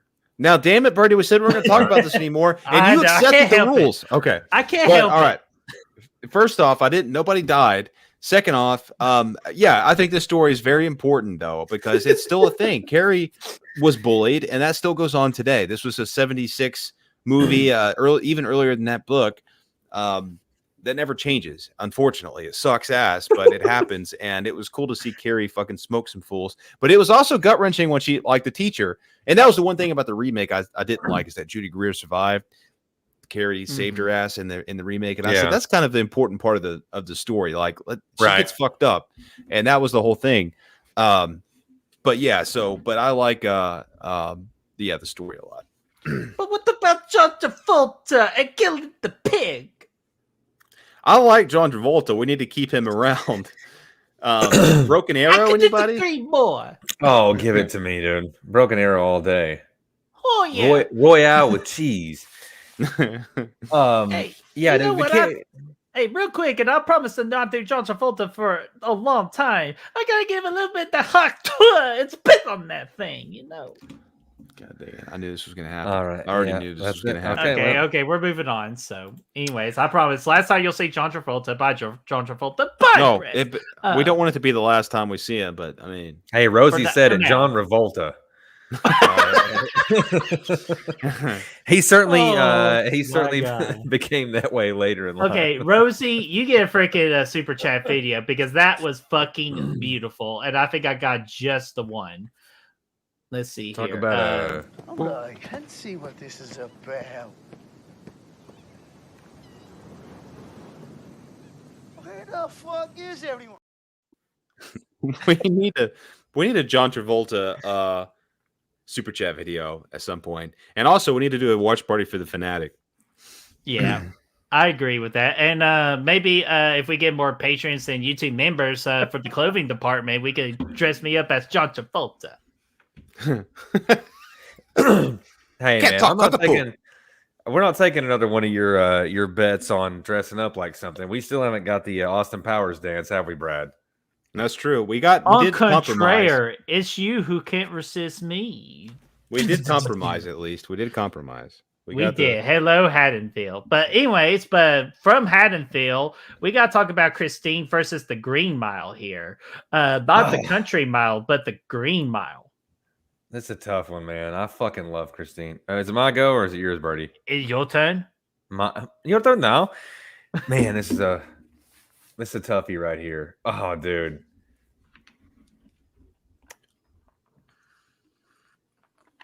I can't. Okay, yeah, I got to go with my heart, man. I got to go Green Mile, dude. As much as I love Christine, the Green Mile, dude. I fucking cry every time. It still holds a special place in my heart, dude. You got to go Green Mile. Brett? I told Chris after the 90s tournament I would never let him down about Green Mile again. And I'm not going to do it here. You're not going to. I'm going Green Mile here. I like Green Mile a lot. It's a great story. Give me Green Mile. Man, I was nervous about that one because this hurt me because I love Christine, dude. I mean, I think it's fucking fantastic. But well, Chris, if it helps you, because my opinion don't fucking matter anymore, I was going to pick Christine over the Green Mile, but I still really enjoy the Green Mile, and we're not ready yet to put the Green Mile into the dock. All right. Into the dock. Oh my god! But anyway, so the next round, this is actually the most unique matchup here right now: the Dead Zone versus Dolores Claiborne. Man, is it my turn? This mine? Yeah. It is. Your turn now. God, well, this is tough. I put both of these around the same score, but I think as far as storytelling goes for a movie, now I haven't read either one of these books, but as far as storytelling goes for a movie, I think Dolores Claiborne wins this. Dead Zone was not very organized when it came to its storytelling. It was very random. I didn't know what the plot was until the end. That's why it Dolores worked better Claiborne- as a series, right? Yeah, it would have worked. Later. It would have worked better. Yeah, and I never saw the series that it did come out, Okay, but I do think that Claiborne was very organized, very good character explorations, very good story that was told, a very underrated story. Give me Dolores Claiborne here. All right. So for me, here's the deal. I really enjoy watching The Dead Zone, but Brad, since we reviewed it and just like land and marinate over time leading up to this tournament, the score does I kind of like the hype I have for this movie has gone down a little bit. And then Dolores Claiborne, I watched it and I thought it was really damn good. Like, here's the deal: if I watched The Dead Zone before Dolores Claiborne, I would be probably more than likely picking The Dead Zone because the hype level and everything. But since the hype's gone down, I'm surprisingly going to go with Dolores Claiborne. That is a surprise, Bertie. That's exciting. I know, I'm surprised too. It's just when we did that review and like how the story is messy, while Dolores Claiborne actually told the full story from beginning to end. You can't go against that. Hey, Yeah, I baby, think so. Dolores Queefbone for the win. Z's throwing out some zingers tonight, man. Dolores Queefbone, I love it. He's not plus- throwing out zingers. He's throwing out queefers. And plus yeah. Dolores Claiborne, you can't like she's just like a mean egg. She'll never go away. Are you drinking a hard monster, I'm Who are you not. talking to? Chris? Oh, absolutely not. I'm drinking Tour Bus, baby. Oh, it's like, you son of a bitch, dude. I thought that was a damn Distill, dude. baby. Those monsters are delicious, dude. They're delicious. Rosie, Rosie, my man. dear, dirty corner, 5 minutes. Oh, Clitoris Claiborne. Even though it's a fun word to say, especially wait, who plays Iago, like the voiceover for Iago? And Othello? No, Iago from Aladdin.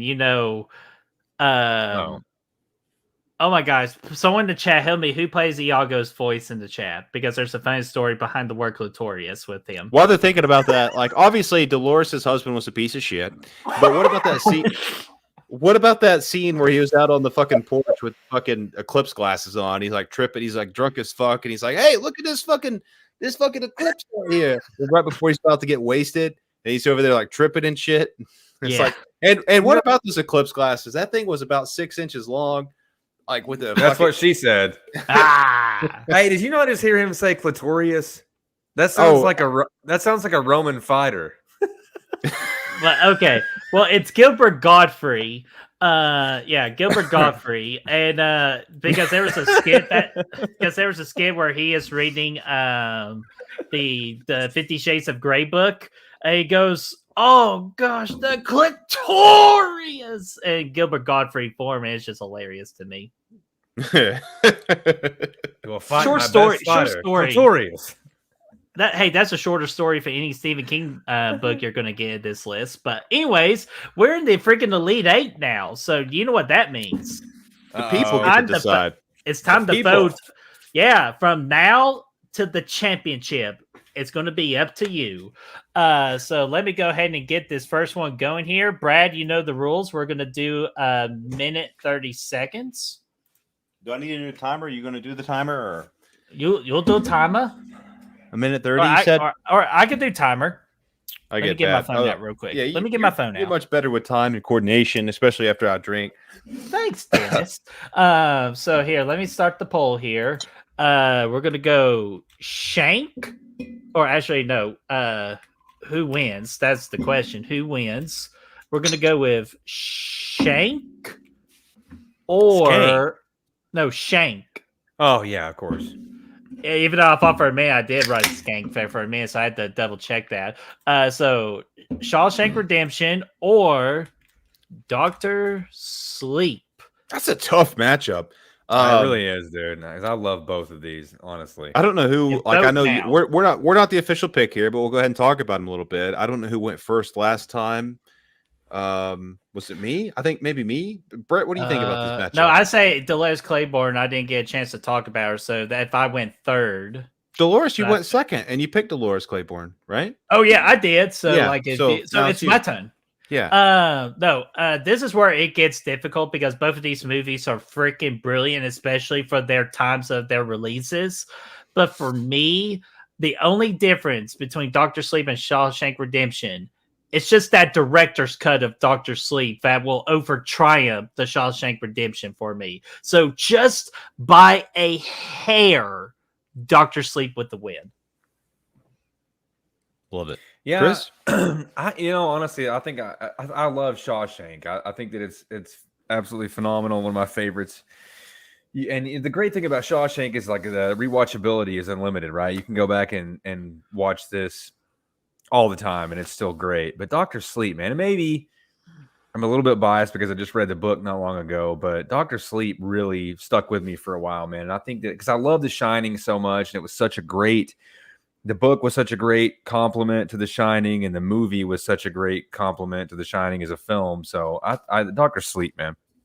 Yeah, I think so. And it's personal preference. I can say objectively, like I could see why Shawshank could be the number one movie of all time on IMDb. Yeah. I see that. I get that. But personal preference for me, Doctor Sleep is more appealing to me. And that's what, and you guys know I love The Shining. Both these movies are 5 out of 5s for me. And this world of The Shining is fantastic. So yeah, I think I would go Doctor Sleep.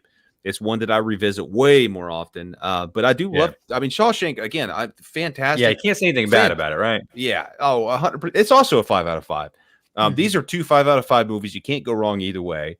Two of the best characters here, Red and fucking what's his name, Tony Robbins here, Tim Robbins, Tony Robbins. He's Andy Dufresne. Yeah. Yeah, he's both 2 of the best characters. The way they're the chemistry, fantastic. But yeah, that's the way. Yeah, and we didn't even get to mention roast the freaking hat at all. But unfortunately, we will not get to because out of 13 votes, Brad, and I did 2 minutes because we're gonna do just 2 minutes from here on out. 13 votes, 53% say Shawshank Redemption. That was close. Hey, but Rose the Hat and Andy Dufresne, they get together in the Silo TV series, Chris. They do. That is they really true, do. Yeah. They're excited for season 2, baby. Bring it to me. I'm over halfway in the last book in the series, and I'm excited to see how they adapt it. Is Dust or Shift the last one? Dust. It's better. It's been my favorite so far too. Everything comes together. Okay. Yeah, it's awesome. No, the show was fucking epic. I've been trying to get Rick and Maddie to watch it for a while, but they,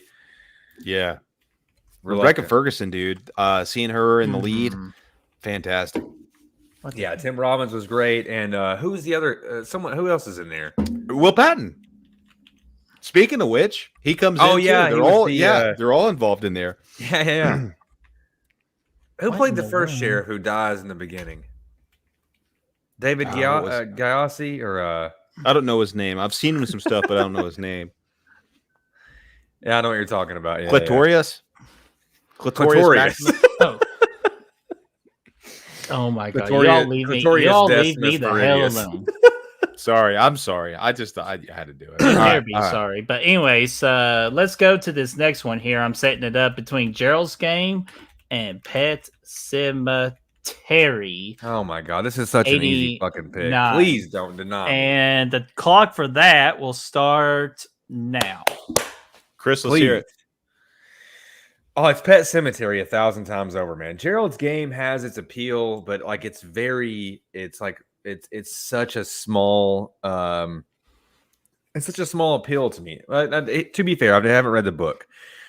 But Pet Cemetery is just all time, man. I mean, I think it sticks with you in such a way that is meaningful that it's so much better than Gerald's Game. The movie is fucking dog shit, if we're being serious. My opinion, of course, but I think Gerald's Game is not good. What? Here's the thing. I disagree. What the fuck is this guy? I disagree. Why are you pointing at your dick? I disagree. I'm pointing at what the fuck is this?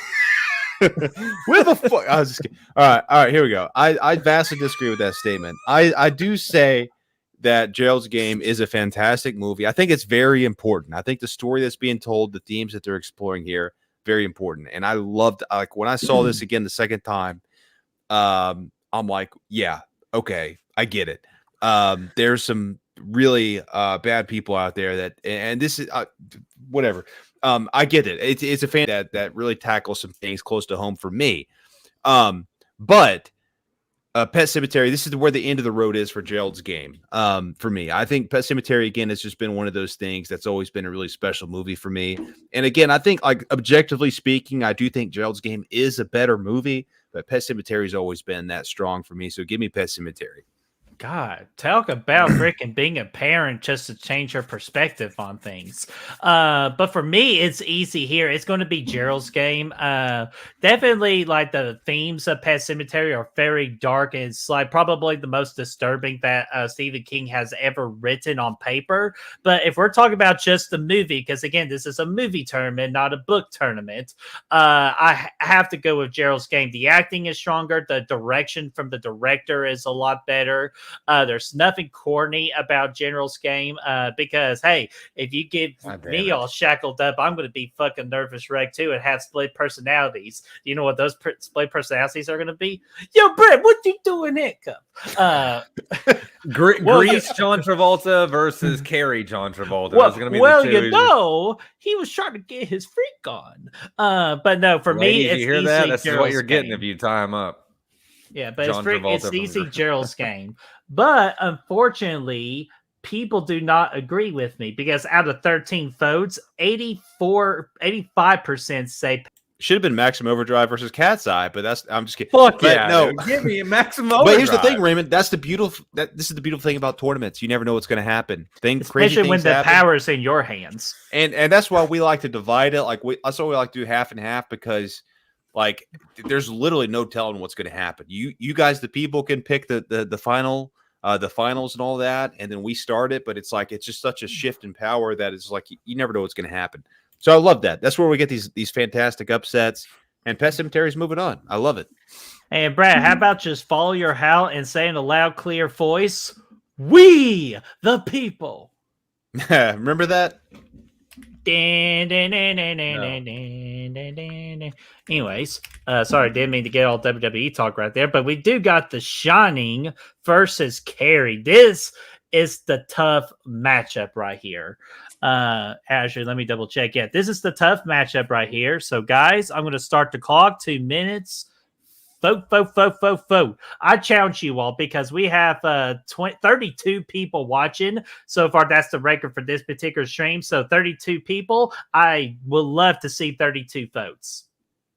And Brett, I don't know, but it feels right that it's your turn to go first.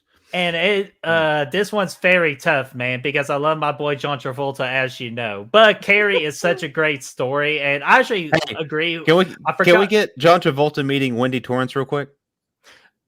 Yo, Wendy. Oh, well, wait, sorry. Wendy. It's supposed to be. Tell me about it, stud. Anyways, I'll just say this. I love both of these movies. They're very great for what they are. But if you're going to just let me decide who's going to win, you got to go with the one that shines the brightest. And that's freaking The Shining. See, Chris is all freaking choking up. He can't pick. So I'm going to go with The Shining. I'm all choked up and I can't work, bitch. Yeah, man, it's The Shining, Brad. You're gonna say the same thing. Don't fuck with me. Yeah, you know. Yeah, Shining easy. But Carrie, again, a story I love. Fantastic.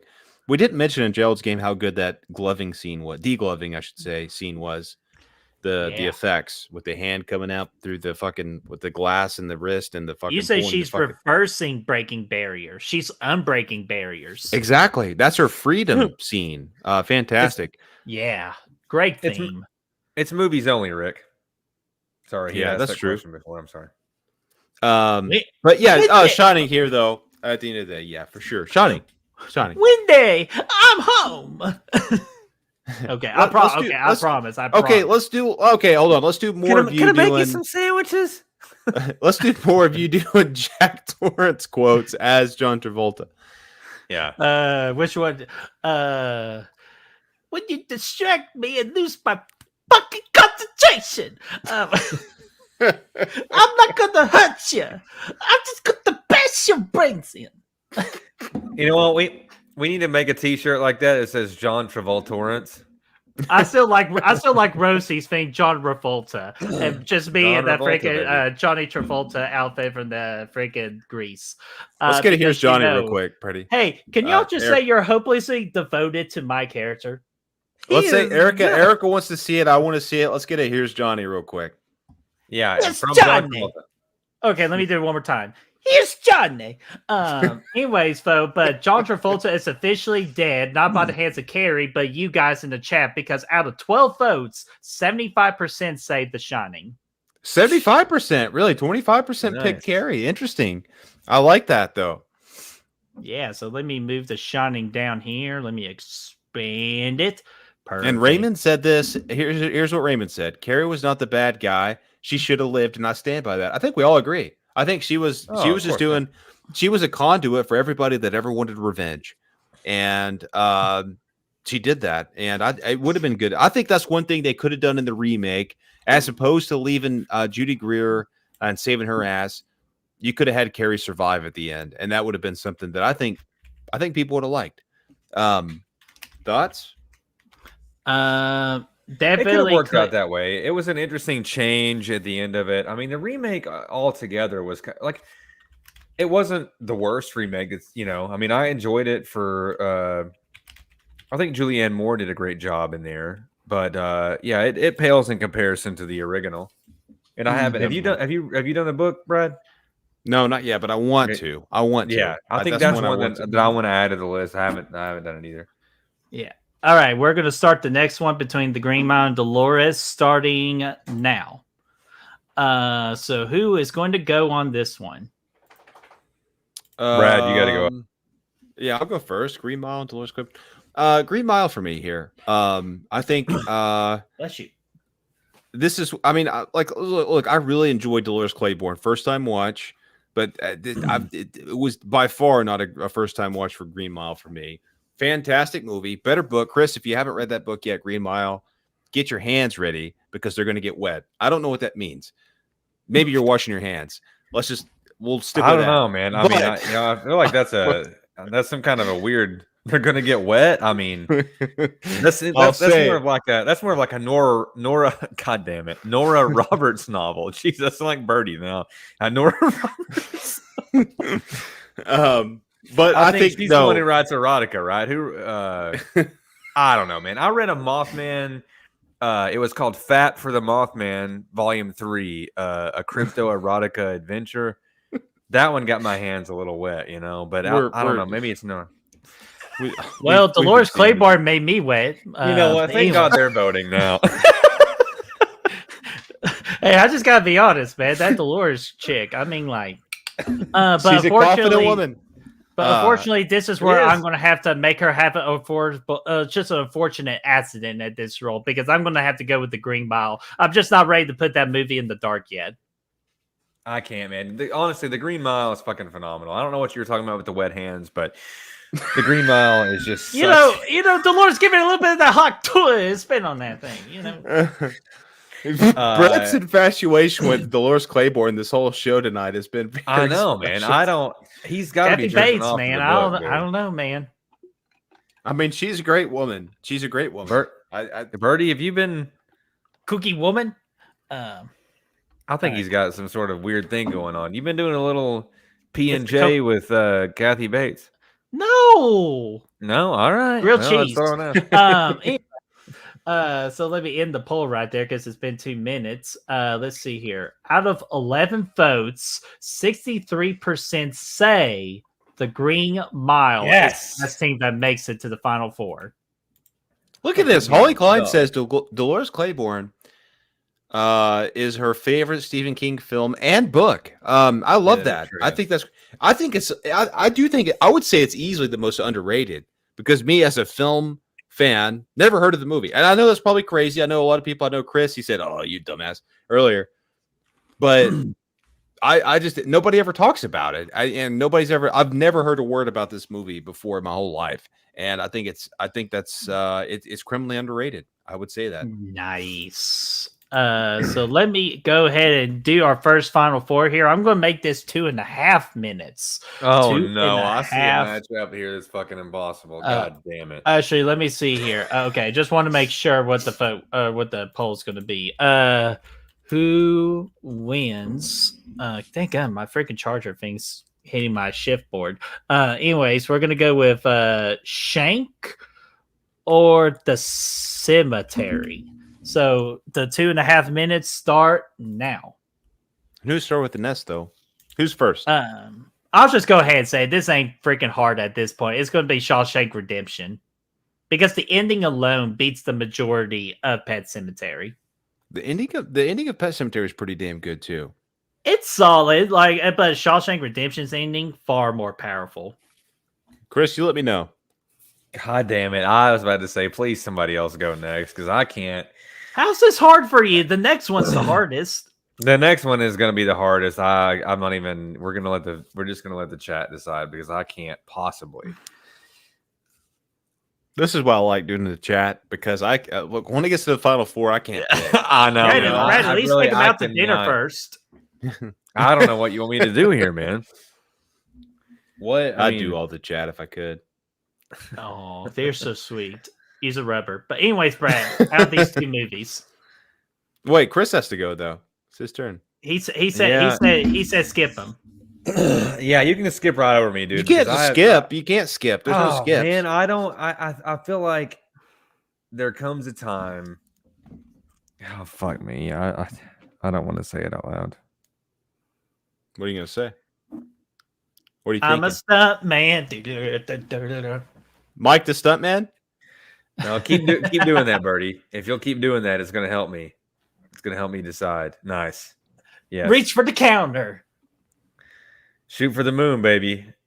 If you don't To the make it, at least moon, you'll- baby. Camera guns. I think I've probably got to go Shawshank, dude. I don't. I mean, I feel like I have to. I think I would have to. I was going to too. give you the shank. No, it's a tough matchup. But when I love them both for different reasons, but they're so vastly different movies. Like Pet Cemetery is such a great, like it exists in the realm of horror and things like that. But Shawshank is just on its own. So there's Eric. Welcome in, baby. Hey, son of a bitch. He knows he Drive.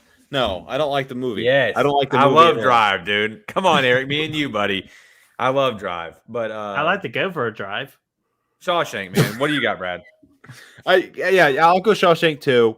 Now I will say Pet Cemetery's had a bigger impact on me, but when I look at the movies objectively, and I will say even subjectively too, I think Shawshank's a better movie. I really do. It's one of those. Pet Cemetery I watch more often, but Shawshank is definitely, when I watch it, I'm in awe the whole time of how good it is. So give me Shawshank. I need one more vote, so I'm going an extra minute because it's tied right now. Oh no, you gotta be fucking kidding me, dude. I need one vote. This guys, side is tied. This side is tied. I can't Yeah. wait to see what the next side brings us. Well, How here's can the you deal. Can you get more tied than tied? Well, That's here's the the deal. question. In 30 seconds, if we don't get an extra vote, I'm going to end the poll, and we're just going to go based off our three because we're the We're the tiebreaker. Yeah, we're the tiebreaker. Yeah, I'm just going to do an extra minute just in case if one person missed the vote or something. it's great. Pet Cemetery as a story, I think is better, but Shawshank again, as a movie, is definitely better than Pet Cemetery. Pet Cemetery is just, when you look at it now, it's dated. It's got some goofy scenes. Shawshank will never be dated, I don't think. All right, it's a tie, so I'm going to stop the clock. It is still 10-10, or sorry, 5 votes for each movie. So we got to go with our own tiebreaker. So the official pick for me is Shawshank Redemption.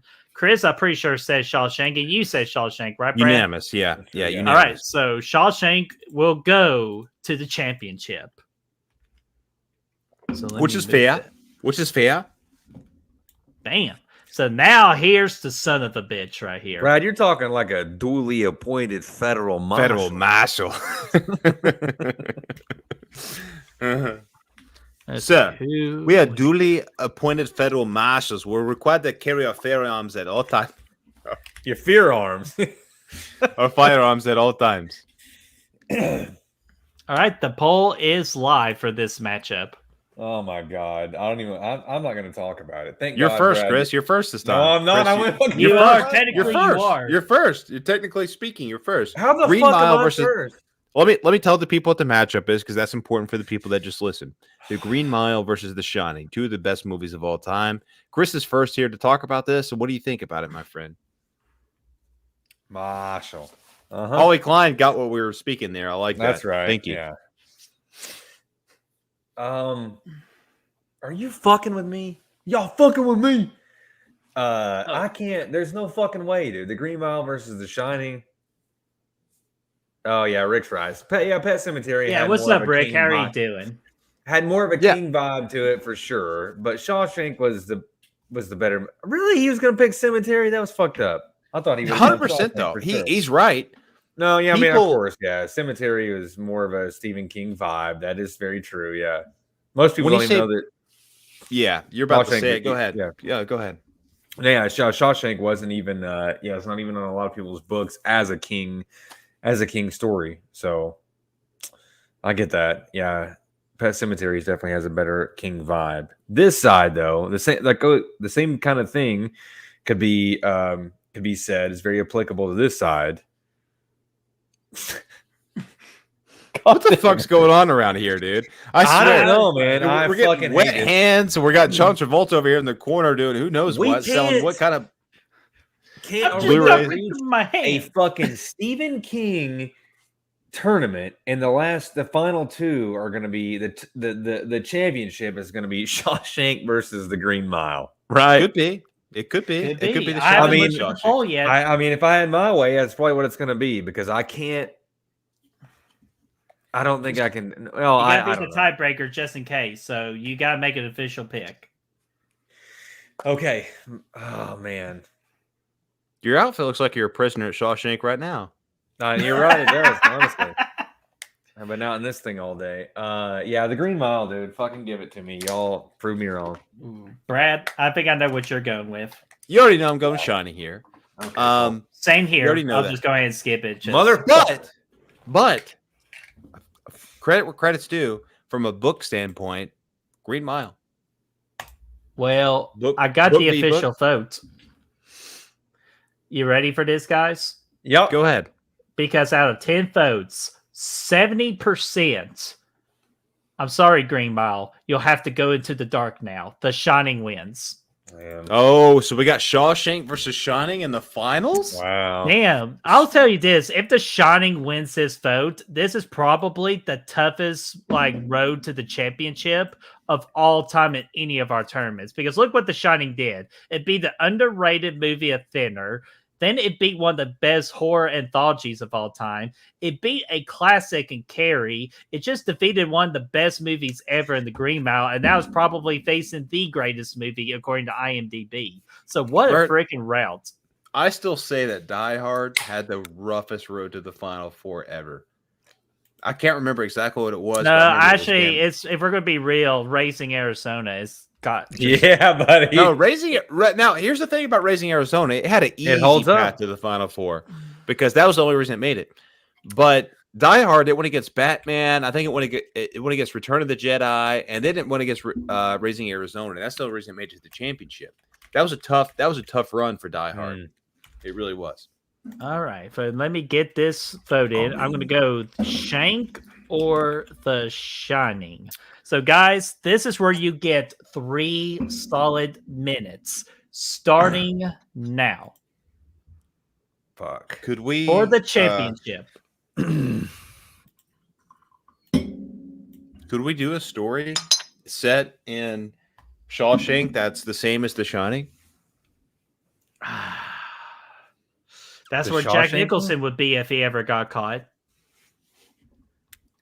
Golly. Who goes You know, first? before Well, it was Brad, called Brad, twisting, you're it was going called first. Shawshanking. I'm sorry. What was it? Be first, you said? Yeah, your turn. Obvious answer. You guys know I'm going with The Shining here. I mean, Shawshank, again, is a fantastic movie. Again, I'm in awe. But Shining, dude, every time I watch The Shining, it's one of those films I admire so much that I just could sit there. I could be the bear in the movie. I really could. And I just like that's just like how much I like the movie, and the movie You could was be the other dude. bear, just watching everybody suck each other off. Yeah, I could be involved Um, with it. Like that's how much I like the Okay. movie. Okay. That's just like uh, it could happen.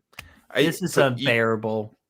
You're talking great performances, great directing, great writing all across the board. Changes to the novel that work. I do love like the only thing that I don't like about the movie is that the character of Jack Torrance kind of gets the shaft a little bit, but I like the fact that they made him an evil guy to begin with. I think from a story standpoint, it works better the other way around. But in a movie, Yeah, he's only much have a more couple fleshed out- out in the book. yeah. Of But in the movie though, you only have a couple hours to flesh it out. You make him an evil guy, and you explore that more of a domestic violence kind of atmosphere here. And I think that again, it's very solid. Well, to be fair, the movie's more about the hotel just sort of possessing everyone, right? Yeah, I The mean, hotel is the main character. yeah, exactly. The hotel's very creepy. Jack Torrance is just, he's there, getting creeped on. And I think if they had more time to tell the story, they would have made Jack more fleshed out. But at the end of the day, though, the performance itself from Jack Nicholson, That is fantastic, fucking fantastic. I Yeah. love it. I've said everything there is to say about The Shining over the years on Good Reels, so you guys know. But I'm gonna go with that. Yeah, and here, if we're just like, this is like at a point now you really have to dig under like just the barrel, like the very bottom of the barrel, to find something, at least something very small wrong with both of these films. So it's really an impossible task, and I got short arms, so I really can't scrape at the bottom of the barrel, so I'm not even going to attempt to do that. But I'm going to go with the movie that entertains me, and I think it has the biggest impact within like cinema history. I'm going to go with The Shining. God damn it. And then Chris will get your explanation, Bernie. and I will let y'all know who wins. No, I was. No, go ahead. I just want to ask Bertie real quick his opinion on who has the bigger dick, Jack Torrance or Andy Dufresne. What the John Travolta? Or John Travolta. You could throw him into the mix. I don't care. No. John John Travolta's had Travolta. it. John Travolta, we already know, has got a damn thigh slapper on him. We I can't. got the Anaconda. He's not involved. You want to know why Anaconda's my favorite movie? It's because I have one of my own. But anyways, Chris, what about you, folks? The Shining or Shawshank? I was gonna go Shawshank on this one, man. I mean, here's the deal. I love The Shining. I've always loved it. It's been well documented on this channel. We've always voted for The Shining. It's won several tournaments. It's a great movie. It can't be denied. I was worried about reading the book. Did it anyway. It's a completely different experience, but it made me appreciate the movie even more. All those things. I don't know, man. It just could be a mood or something. But tonight, for whatever reason, I just think that Shawshank is. This son of a bitch, dude. Eric, get him, dude. Timothy fucking Chalamet, dude. Don't get me started on that guy. Fuck that guy. Hey, Brad, you want to Okay, get my impersonation of Timothy Chalamet? Here's Johnny. Yeah, that's what it said. Oh my god, Johnny. But are you ready name for the is winner, Johnny? Fo? No, we're not ready for your wiener, bro. Are you fucking No, I kidding said, are me? you On this ready for channel? the winner? You have to save it for the OnlyFans. Good real humping. Yeah, I am, but I'm just talking about this stream. You want to know who the champion of Oh. champions is for Stephen King. It's The Shining. Again. All right. Well, let me go Fucking ahead and let boring. you know. It is 9 votes, 55%. It's And the close. winner for what is the best Stephen King movie of all the times is. Good job. We'll be back after these commercial break. Oh God. No, I'm just kidding with you. I'll bring it back here in a minute. Because I was going to After the commercial surprise break. you all. No commercials. Surprise? We're I not like sponsored by surprises. anybody. All right, you ready for the surprise? Yeah. The winner is Oh, damn, I deleted the picture. I was going to show Stephen King's tit. But anyway, seriously, folks, the winner is The Shining. The Shining. Okay, I Nice. like it. Who knew it? 2-time champion on the channel. Here's what I'll Put say. me This is to interesting. tears. This is what's interesting, though, in this tournament, from a movie standpoint. We had Shawshank Redemption and The Shining in the finals. One of them is a short story that nobody knows that Stephen King actually wrote, and the other is a movie that Stephen King actually fucking hates. Interesting. True. It's very interesting. That is very interesting. Yeah. Instead, we could have had the one that he directed himself and absolutely loves in Maximum Overdrive, the funnest fucking movie in this tournament. We could have had it in there. I'm trying to think of his name. Emilio looked high as fuck. I in was that all movie. like, Emilio. No, yeah, that's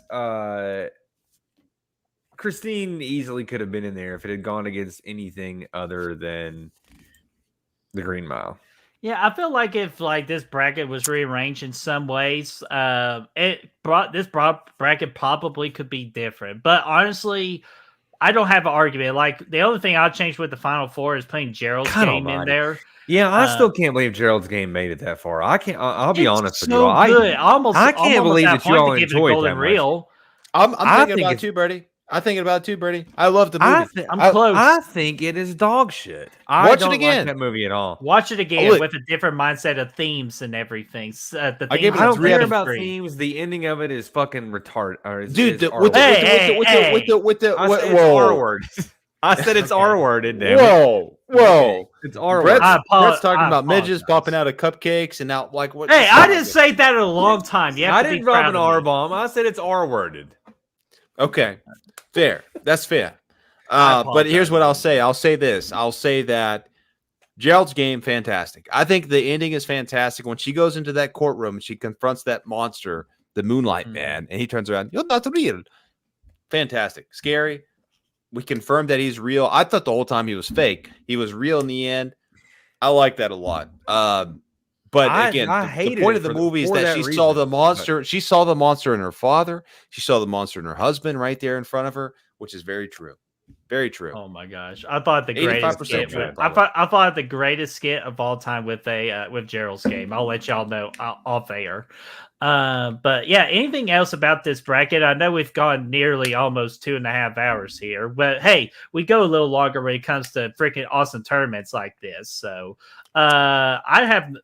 this is probably one of the hardest tournaments we've ever done. Birdie, are you trying to say you go a little longer when it's good? Yeah, as long as Dolores Claiborne's there. That's the 8th time tonight. Dolores is getting it, dude. Yeah, I'm telling you, dude. You know what I gotta say about Birdie Dolores? is cranking them to Kathy Bates. Do you know what I gotta say about Dolores, though? God, I love you. How much did you pay for your Kathy Bates blow-up doll? Well, you know, I found it on Amazon for $9.99. She had a special fleshlight made. Yeah. hey, Big Mama. Yes, Sherry. Is that another flashlight under there? I ain't on your gift Mama's shaft, house. Emma.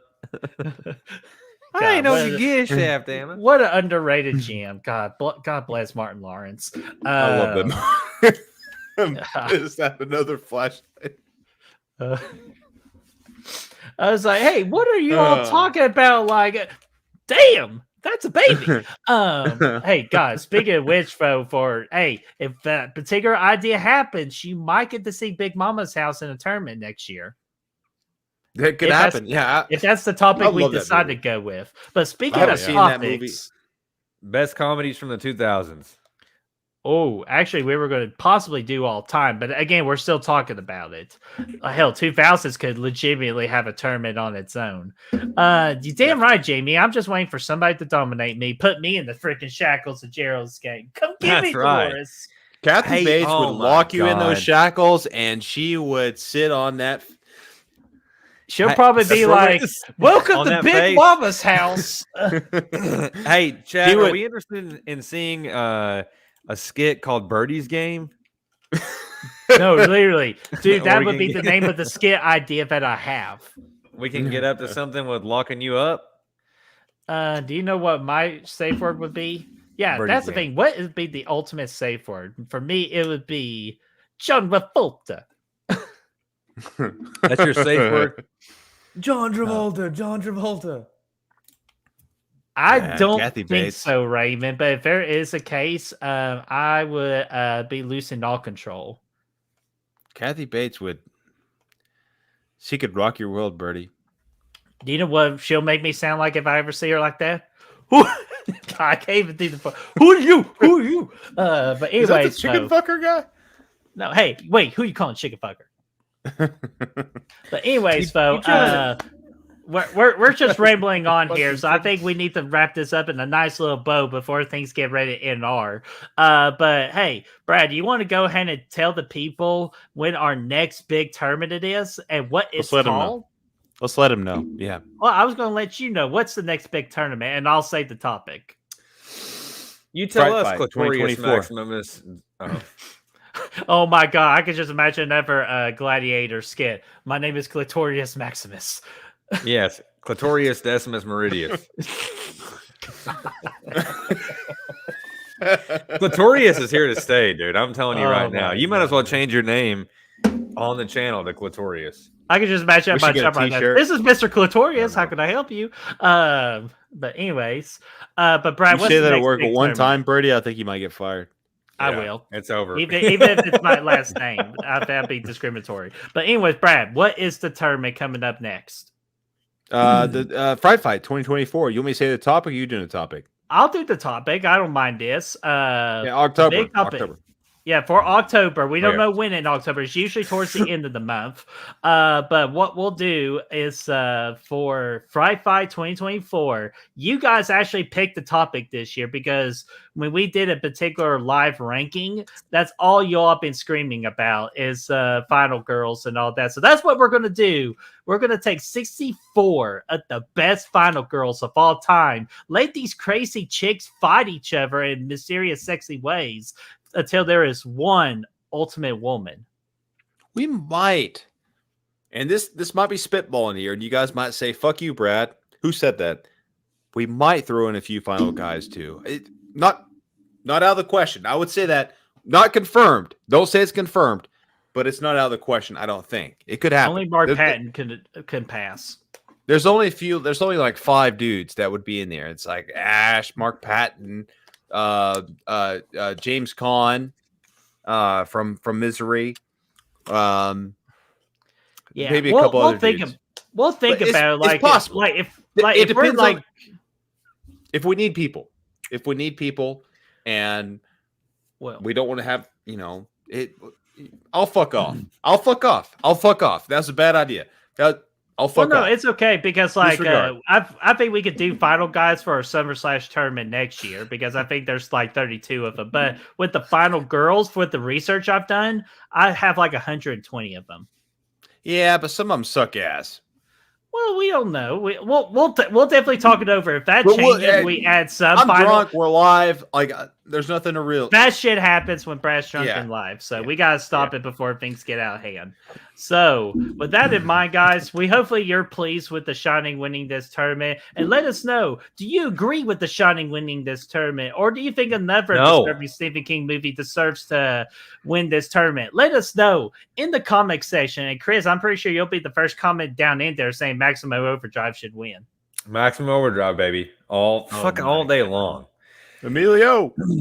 Yeah, but hey guys, I'll let Brad explain this. Well, actually, before Brad explains this real quick, we are going to be off next week because it's 4th of July week, and we need to take some R&R before we get into a freaking big 8-week series event of the Nightmare on Elm Street watch party that will start on July the 11th. This is going to be so much fun because we've hardly done anything Nightmare on Elm Street on this channel. And I think it's about time we visit Elm Street for 8 straight weeks with great movies, with great guests. And it's going to be a lot of fun. Yeah, I am. Plus, skits. Yeah. Excited. Oh, I'm excited. Yeah. No, spoiler alert, you fucker. They already no, know. they we're doing know. skits. They know. I They didn't say just anything don't about know. them. But they just I don't didn't say anything know about what them. kind of crazy shit we get into. I'm excited. We'll though. see. I'm excited. I'm excited. But I'll let Brad and Chris, because like this is like they're going to be the big stars of this show. We'll describe it one more time because it is coming next month. Chris, It's you put gonna on some come weight hard. here, bud. Yeah, it looks like it, man. Yeah. Beers with the It's- Pros, yeah. guys. I said at the beginning of the show, if you guys haven't subscribed yet, go over there to that channel on YouTube. Subscribe to it. We'd really appreciate it. This is going to be us just hanging out like we are tonight, but we're going to be just really chill, talking movies. There'll be some sports talk. Like I said, fantasy football, baseball in the season. Like, it's going to be great. It's just going to be us just hanging out and really excited Ribbing about it. each Can't other, wait. drinking a little bit. Next- just having a good yeah. time. You guys, it's really just about hanging out, coming and Kind of enjoying like the you saw camaraderie. tonight, in a way. Yeah. And first episode, we're planning for July. And that's when everything's going to kick off a little bit before. I just football noticed I'm the season. only fucking person holding a cigarette, and I don't even smoke. I didn't want to just let it go. Well, I'm you good with beat it. I it love in rehab. But You're I right. do have. Sorry, That, but that was before- that was like that's a cocaine tray there. It's not an ashtray. Oh, it's a you know, cocaine tray. Ashton, you know that's not going to happen. But on the first episode, I will explain the amazing birthday gift story of this year. Oh, yeah. We got to show the Oh, video, yeah. even, maybe. Oh, yeah, we have we'll video do. footage. And yes, let That me is look good that stuff. up real quick of who wins. Because The Shining was the winner. Ooh, damn, Brother Fluff came close because he had the Shawshank beating The Shining in the final. Even though he got 3 of the 4 Final Fours right. Misery was his other one. But let me keep checking here. But yeah, thank you for reminding me because I want to know who won the contest too. Yeah, fuck it. Damn, see, a lot of Shawshank love here. Brad, can you read this? Oh, there it is.